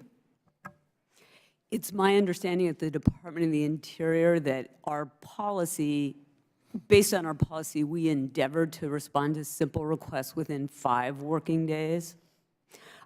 It's also my understanding that that we're not always able to meet that goal. Mr. Epp? The data on that is in our annual report, which is posted on our website, and it shows that for simple requests, the average number of days that it has taken us to respond was 35. Thank you. How long does it take for you all to review and respond to complex FOIA requests? Again, now that number I don't have memorized, but it's obviously on our annual report as well. But I believe it's in several hundred days. Several hundred. The same answer for me. I don't have that number at my disposal, but we can certainly provide it to you. And again, it's in our annual report that's posted on our website. For complex, the data shows that the average number of days is 148. So it could be anywhere between 3 and 6 months, basically, wouldn't you say? Okay. From fiscal year 2016 to fiscal year 2017, FOIA requests to the administration increased by a total of nearly 30,000. Since 2017, have each of your agencies seen a huge increase in FOIA requests overall? Can you quantify it? Well, again, this is all information that's tracked by each agency in their annual FOIA report. You can compare from year to year. And then in the summary that my office puts together every year, we compile the numbers so we can show government-wide the trends. As I mentioned before, there has been an increase in incoming requests for the quite past several years. Since 2009, we've had a steady increase in incoming requests each and every year. We've also seen agencies do their best to reach out and respond to that increase by increasing their processing. But you haven't seen a huge request since 2017. We did see yet again, the trend continued, and certainly at DOJ, we received over 90,000 requests in fiscal year 18, which was a record high for us. 90,000. And I'm expecting the same across the government. Thank you. Ms. Spector? At Interior, since the close of since FY 16, there's been a 30% overall increase, but within the Office of the Secretary FOIA office, they've experienced a 210% increase. Wow. So at EPA, for fiscal year 2018, there was a modest decline as compared to 2017, but approximately 1,000 more as compared to 2016. Also in 2017, it was approximately 1,000 more than in 2016. Thank you. I think it's important for people to hear this. Would you all say that most of these requests have been simple or complex? The trend definitely is that requests are more complex. Okay. I would concur to the extent that I don't have the hard data in front of me. Thank you. Mr. Epp? And EPA receives a very wide spectrum of requests that come into EPA. As I've mentioned earlier, approximately 60% of our requests we're able to respond to within 20 days. Those are much simpler requests, but others take us much longer. And what I also previously stated is that within the Office of the Administrator in particular, we have seen a concentration of requests in that office in both 2016 and 2017, an increase in that office of 368% one year and 415% another year over the level that it was in 2016.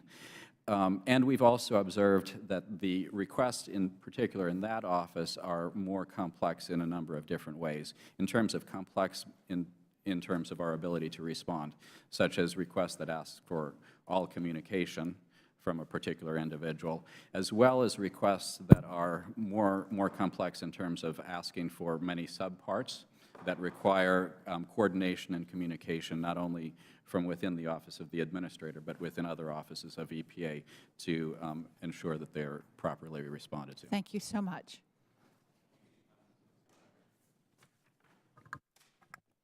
Gentlewoman's time has expired. Congresswoman Tlaib is recognized for 5 minutes. Thank you, Mr. Chairman. Ms. Spector, during the government shutdown in January, the Department of Interior's FOIA request website sent an automatic message to requesters that said, and I quote, "No FOIA request can be accepted or processed at this time."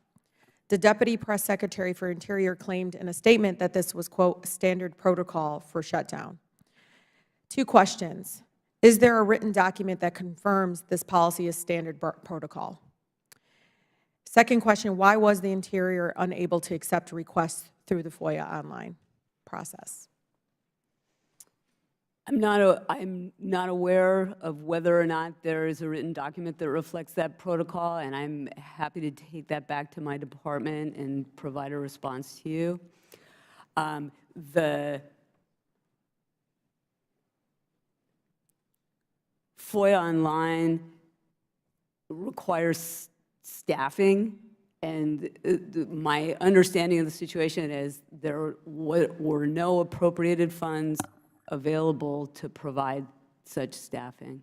Well, during the shutdown in 2018, the Equal Employment Opportunity Commission's website stated, quote, EEOC will accept all FOIA requests during the federal government shutdown, but EEOC will not be able to process the FOIAs until after the federal government reopens.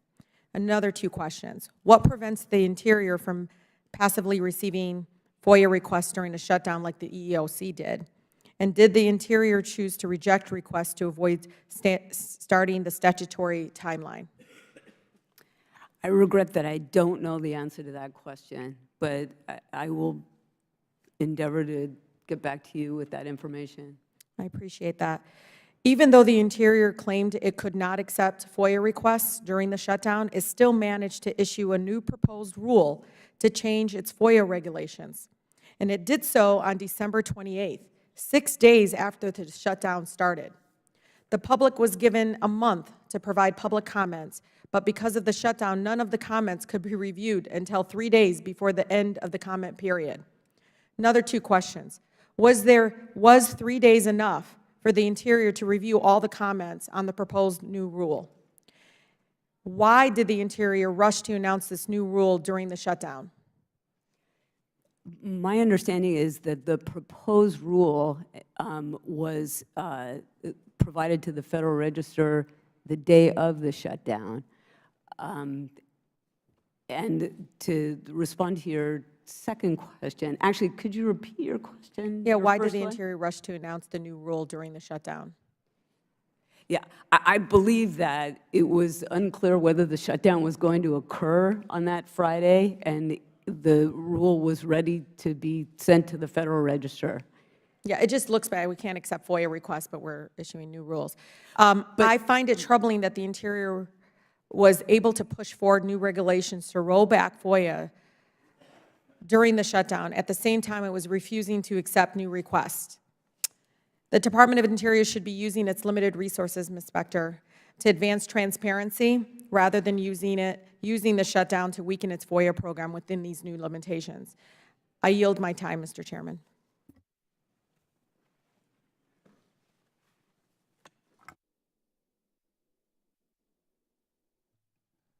Chair yields to Mr. Grothman for 5 minutes.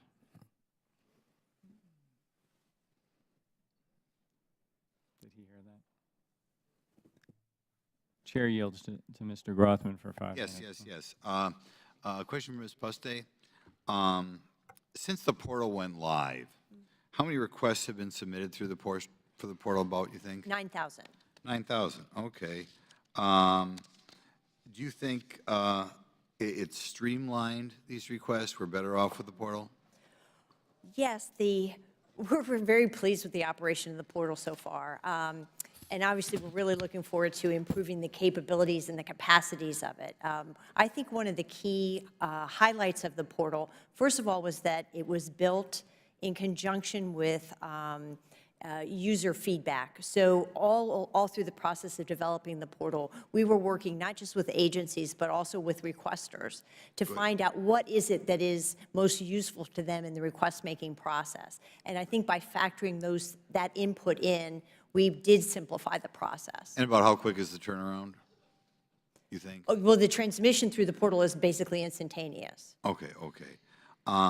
Do you believe, now there's some rumors out there, do you believe the agencies are making an effort to make their current system interoperable with the FOIA? Well, they're now required to. The Justice Department and OMB just issued a memo to agencies directing them and setting forth a schedule and a process for them to develop plans to become interoperable with the National FOIA portal. The default position for any agency that has an automated case management system is that they're going to need to be interoperable with the portal through an API, an application programming interface, which is basically a tool or bridge between two technology systems.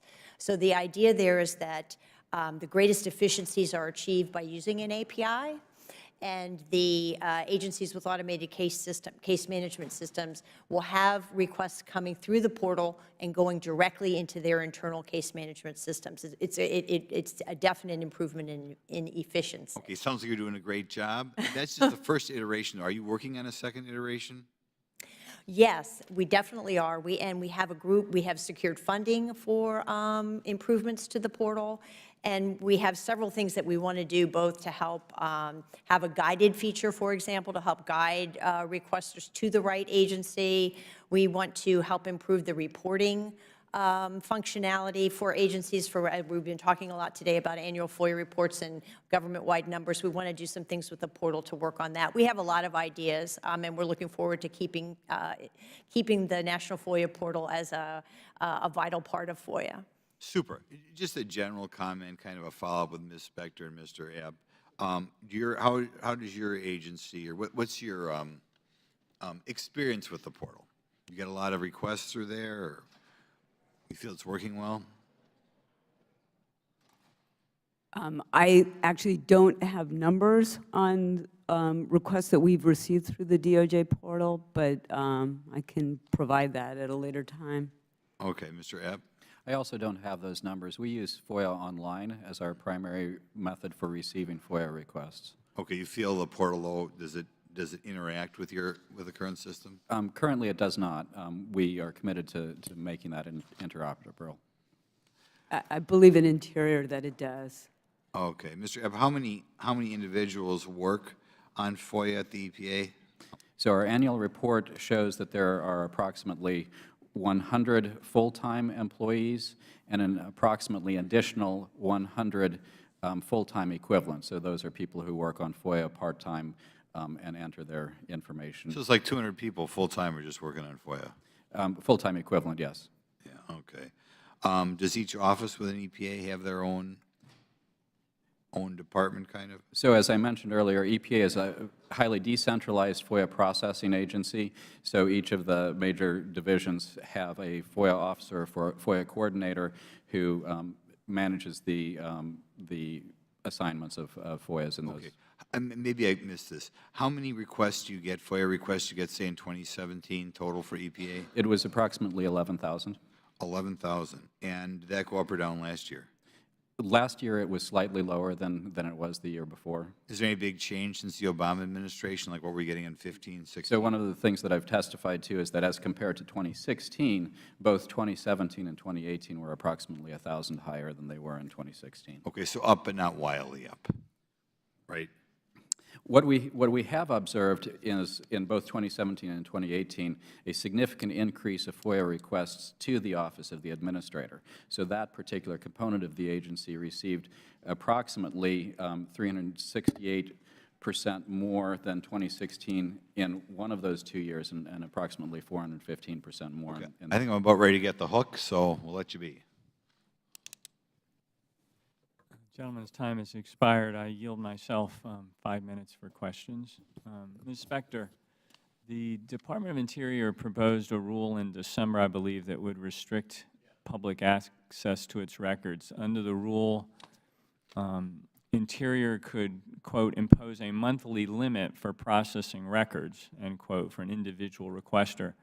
I'm curious, what's the monthly limit that Interior is proposing? Well, Congressman, this is a work in progress, and I'd like to explain that. During the past 2 years, the Department has seen a significant increase in complex requests that are seeking any and all records that result in the collection of a large volume of material. And this creates the monthly processing limit proposal is an effort to equalize the provision of records to all FOIA requesters, and so that if you have a small group of requesters whose requests consist of hundreds of thousands of pages of documents, that if we produce only a portion to them in a monthly period, that we can then provide more responses to more requesters. Right. So I get that. I understand that. What's the number? There actually isn't a set number, and as I was describing a little bit earlier, in the context of FOIA non-response litigation, we have a separate track of processors who work only on those matters. And we calculate a monthly processing capability based on the number of litigated matters, the number of processors, and the estimated page number that each processor can complete in a month. The reason that concerns me is, first of all, I'm not sure a monthly limit really comports with the spirit of FOIA. I mean, the agencies to which these inquiries are directed are under an obligation to respond, and a monthly limit would appear to cut against that obligation. But also, I'm particularly troubled at this notion that the monthly limit could just change based on I mean, I understand from your point maybe why that could make some sense, but the potential to, in a sense, manipulate the monthly limit from month to month, either based on the kinds of requests that had come in previously or in anticipation of requests that may be coming, could allow for a lot of mischief. And you understand what I'm saying?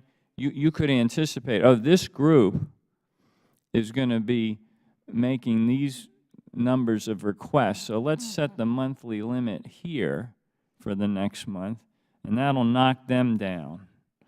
And then another month comes along and you change it again, potentially to respond to another group. And the reason that concerns me is there's potential for politics to get in the mix. I understand that the Western Values Project, which is a nonprofit based in Montana, was one of the organizations that had frequently requested records from the Interior over the past 2 years. And the former Secretary of the Interior, Ryan Zinke, went on television and was disparaging the group. They're operatives of the Democratic Party, they're hacks, they've always been, they need to be investigated, et cetera. I'm concerned that these monthly limits may be are being instituted potentially as a way of limiting the inquiries coming from certain groups based on their politics. Was this rule drafted in any way in response to that particular group that you're aware of? Absolutely not. Do you understand my concern about how monthly limits could be manipulated based on experience or anticipation of what be coming in? Do you see that as an issue? I would agree that a monthly limit scenario that was applied arbitrarily and capriciously could result in that outcome. But I would also say that the process that we anticipate is a process by which we assess our capacity and provide the greatest number of FOIA responses to the greatest number of requesters each month. And that at the end of the day, that promotes the spirit of the FOIA to a greater extent than focusing on a small subset of requesters who eat up all the time of the FOIA processors with these large requests that involve thousands of pages of documents. Well, you haven't completely assuaged my anxiety on this point, so I'd ask the Department to go back and take a closer look at this rule, because I think there's the potential for it to be used in a way that cuts against the obligations under FOIA. With that, I'll yield back my time to myself and recognize Congresswoman Spear for 5 minutes. Thank you, Mr. Chairman. Ms. Specter, excuse me, are you a political appointee? No. So you work for the American people, correct? Yes, ma'am. Now, you indicated that the percentage increase in the last year or two was up 30% for the department overall, and 200% for 210% for the Office of the Secretary. Now, having said that, in 2016, the Department of Interior released 53,000 records proactively, and in 2018, the department released just 22,000 records. That's a 58% reduction in the number of documents that were released. So not only, I mean, to make the claim that the production of document requests has increased, the actual number of pages or requests that have been filled has been reduced by 58%. So how do you account for that?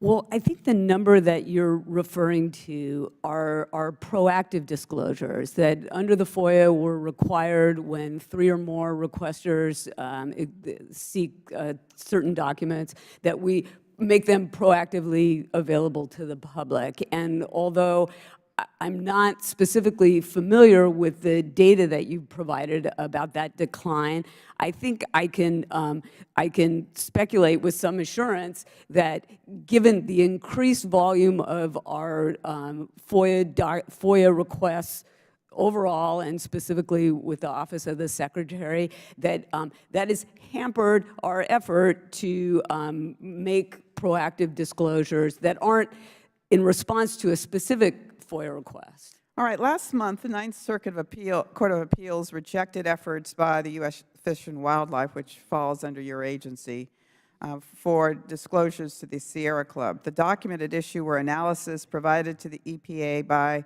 Wildlife Services as required by law on the adverse effects of a proposed rule that would have endangered turtles and sea lions.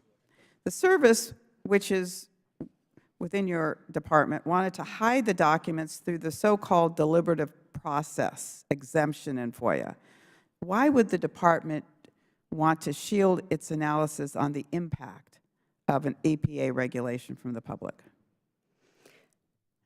I'm not familiar with that specific case. All right, if you're not familiar, would you become familiar and then report back to the committee on why you felt compelled to shield the analysis from the public? Certainly. Can I say, though, that I don't want to waste my time if you can't I answer understand. it.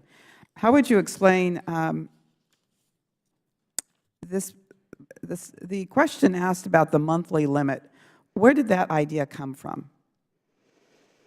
Interestingly, it is a variation on a protocol that we understand that Federal Bureau of Investigation applies in managing its FOIA responses. But so did the FBI suggest this to you? How did this idea pop into your head? We learned of it in litigation and reached out to the Federal Bureau of Investigation to understand their processes, and in light of that are attempting to develop an approach I hope similar. you can appreciate from some of the questions that you've heard today that that's a really bad idea. I'd like to move on to Ms. Pistay. You have indicated that in a memorandum that about what documents should be included in administrative records. You specifically said that documents reflecting the agency's pre-decisional deliberative process are generally not relevant to the APA. How can agencies be held accountable under the APA if we can't see how decisions are being made? I don't have any idea what document you're talking about, because I wouldn't have written a document about the Administrative Procedure Act. It was a memo, October 20th, 2017, from DOJ about what documents to include in administrative records. So it's not a FOIA matter, so I cannot answer it. I'm sorry. So in that case, would you look into it for us and report back to the committee? Sure. All right. And with that, Mr. Chairman, I'll yield back.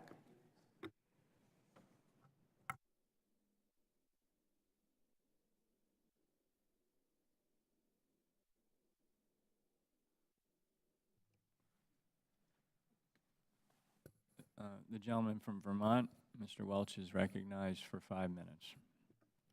Thank you, Mr. Chairman. Ms. Puste, the FOIA Improvement Act of 2016 requires agencies to establish, quote, procedures for identifying records of general interest that are appropriate for public disclosure and for posting such records in a publicly accessible electronic format, as you know. Research, I'm told, shows that agencies could significantly reduce their FOIA backlogs by taking steps to proactively disclose information that is routinely requested by the public. What procedures have agencies established to comply with this section of the law? We've long hoped that we would see a decline in the incoming FOIA requests as a result of proactive disclosures, but as we've been talking about today, the number keeps increasing. But we can certainly hope that there are individuals who have been finding their records via proactive disclosures, and it's definitely a factor in our DOJ FOIA guidelines. It's something that we train on regularly, and we've issued guidance to agencies on making proactive disclosures because we really think it is a very beneficial part of FOIA administration. Okay. To your question specifically, we asked all agencies to include in their Chief FOIA Officer report a description of the steps they take, the methods they use to identify records for proactive disclosure. So we'll have that answer for every single agency So as part of their Chief FOIA Officer report. Great. In 2016, Professor Margaret Quokka conducted research on a group of agencies with significant numbers of FOIA requests. She found that certain private companies were routinely requesting large volumes of records from regulatory agencies such as the FDA and SEC, and then selling access to of the records for a profit. Right. It sounds like a ripoff, actually. If there is so much demand for the public records, why don't the FDA and SEC not proactively disclose them? Right. I'm aware of that research, and we actually did some follow-up questions to agencies via the Chief FOIA Officer reports. I think I agree with you. The obvious sort of response to that situation is for the agencies themselves to proactively make the information available. Yeah, one company, I guess Day and Day, Incorporated, notes on its website that it charges $1,800 a year for online access to a database of information on defense contracts. Another company, Bioscience Advisors, lists its price of $9,500 for an annual description to a database of SEC contracts. Mr. Chairman, that sounds like an outrageous business, but one we allow. How does it serve the public for the government agencies to subsidize these databases? Right. Of course, the public is best served by the agencies directly making the material available for free to everyone on their own website. So the government could create their own databases. I certainly agree with you that the way to address this is for posting to be done by the government. Yeah. And according to the professor's research, government agencies are only recouping between 1% and 5% of the cost of processing. Right. In 2015, I think she pointed out, this is great research, the FDA spent $33 million on processing costs but received $327,000 in fees from requesters. Right. Why are we allowing companies to make huge profits compiling information that should simply be proactively released? Well, your question has a couple themes to it. The recouping of fees, we report for every single agency as a requirement of their annual FOIA report, and it is a very incredibly small number, but that's because of the structure of the FOIA. It really limits the situations where agencies can charge fees. So as a practical matter, they are really almost a non-issue, and it's a non-relevant part of FOIA, although I think it's an important thing to be looked at going forward. Okay. Thank you very much. I yield back.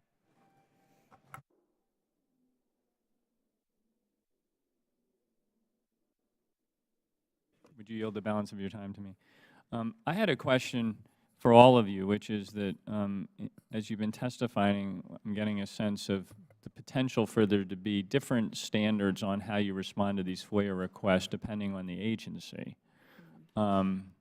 Is there a process where you are looking to your left and your right kind of at what best practices ought to operate across the entire government in terms of responding? And each of you can answer that question if you'd like.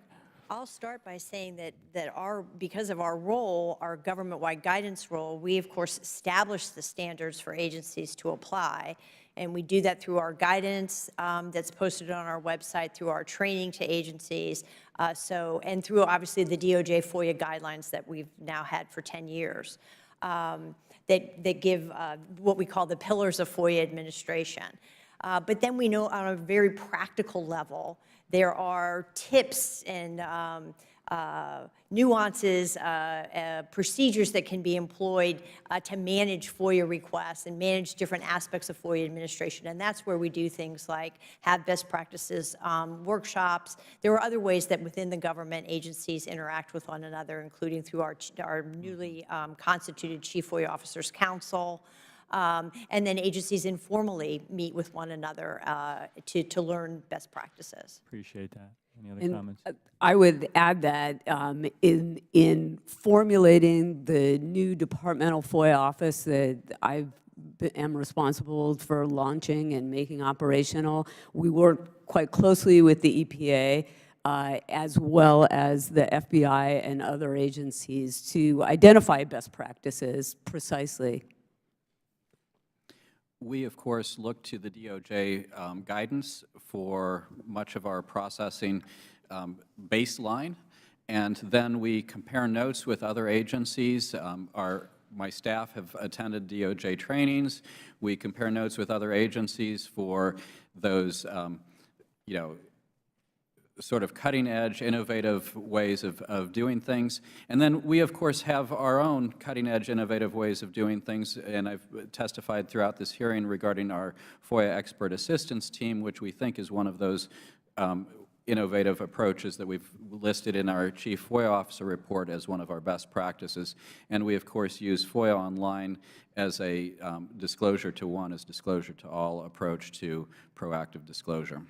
Thank you. One of the reasons I ask that is because some of the concerns we've expressed here on how things are being done in response to these requests, hopefully those would fall off of any best practice list and be replaced by things that are more responsive to the public. With that, I'd like to recognize the gentlewoman from Florida, Ms. Wasserman-Schultz, for 5 minutes.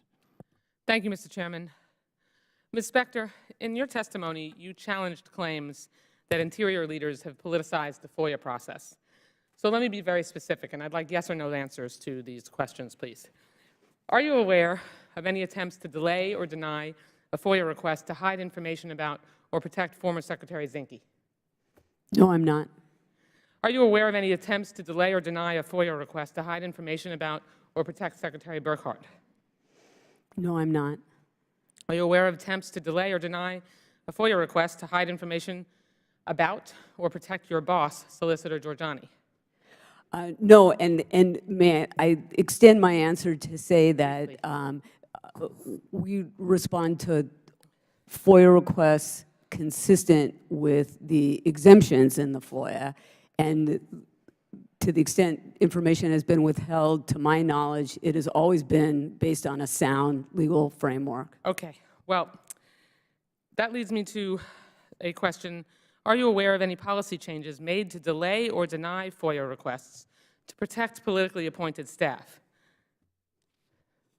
No, I am not aware of that. Okay. Well, this memo from February 28th clearly instructs an additional layer of review for any requested documents that mention politically appointed staff. How is this not a policy change? And I'd like to ask unanimous consent, Mr. Chairman, to enter this memo into the record. Without objection. How is this not a policy change designed to delay FOIA requests explicitly to protect your bosses? I now am actually very familiar with what you're referring to. The memo that was published on our website in February was actually an update of an earlier iteration of an awareness review policy that was posted on our website in May. Please get to the answer. The awareness review is something that the agency and I believe other agencies have been doing informally for many years, dating back at least to the prior administration. Adding a layer of review for politically appointed staff is something that has routinely been done. That is not something that I'm remotely familiar with. The primary purpose of this policy, and in fact, the purpose of this policy is to make senior leadership aware of upcoming releases that may receive media attention. Okay, well, that would also, Ms. Specter, that would also seem to me to be an attempt to delay or deny FOIA requests when you add another layer of review by politically appointed staff to slow down the assurance that FOIA requests are going to be met in a timely fashion. You answered no to my questions, and clearly this process adds a layer that delays the process and potentially risks denial of a legitimate FOIA request. I disagree on that second point. It's the policy provides for 3 work days in which senior officials are made aware of releases that are upcoming. Okay. Well, But it is not, the policy does not provide for senior officials preventing the release of the information. well, the policy even provides a layer of review for people who left in the last 3 months. Is there any reason for the inclusion of that 3-month period other than to protect former Secretary Zinke?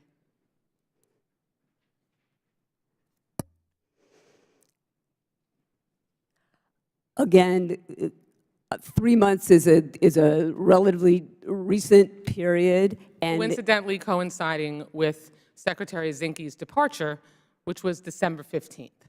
Is there any reason to include that 3-month layer of review for people who left in the last 3 months other than to protect Secretary Zinke? I believe that things that may... Like what? I'm sorry, what? Like what? Besides protecting Secretary Zinke, what can you think of that would need review in the prior 3 months? Indeed, there may be policy decisions that were made in the previous 3 months that implicate the current leadership in the department for which they legitimately should be aware before the release is made. Even though that has never been the policy before, and coincidentally, you implement a 3-month review process. A three work day. A process that requires review for people who have left in the last 3 months suddenly, and is that pure coincidence that it happens that the previous secretary left on December 15th within that 3-month window? Because this is not something that was ever needed before. Why is it needed now? I guess I'm not understanding your question. I'm sorry. Okay, if I can just be indulged for a moment to clarify, Secretary Zinke left on December 15th.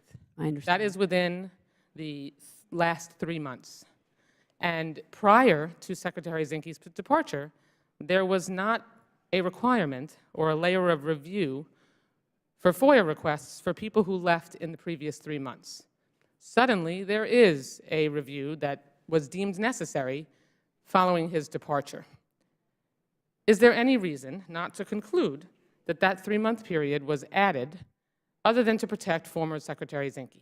Yes. I believe that there may have been policy discussions within the previous 3 months that implicate the senior officials that are currently leading the department, and that pursuant to our policy, they have 3 working days to be aware of the release of that material. Reclaiming my time, Mr. Chairman, in my days as a state legislator, we called Ms. Specter's answer not passing the straight face test. Thank you. I yield back. Gentlewoman's time is expired. I want to thank the witnesses because this is a very important topic, obviously. The public has strong appetite. It fluctuates over the course of different administrations and Congresses and so forth in terms of the kinds of information that they would like to see. It's a tricky process to navigate, I understand. Establishing best practices in the ways that you've heard from members today is obviously very, very critical. So we're going to continue to take a close look at how the agencies respond and meet their obligations under FOIA. This was an important opportunity for us to get input and perspective from your agencies, and we certainly appreciate your testimony. Without objection, I'd like to place in the record a statement from a public citizen. Without objection, so ordered. And are we done now?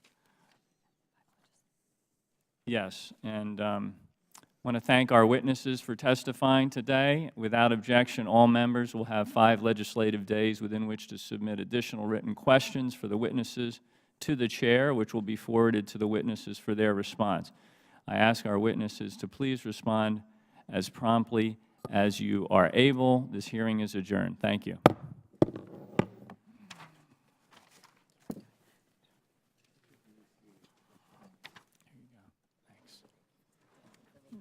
What? Yeah.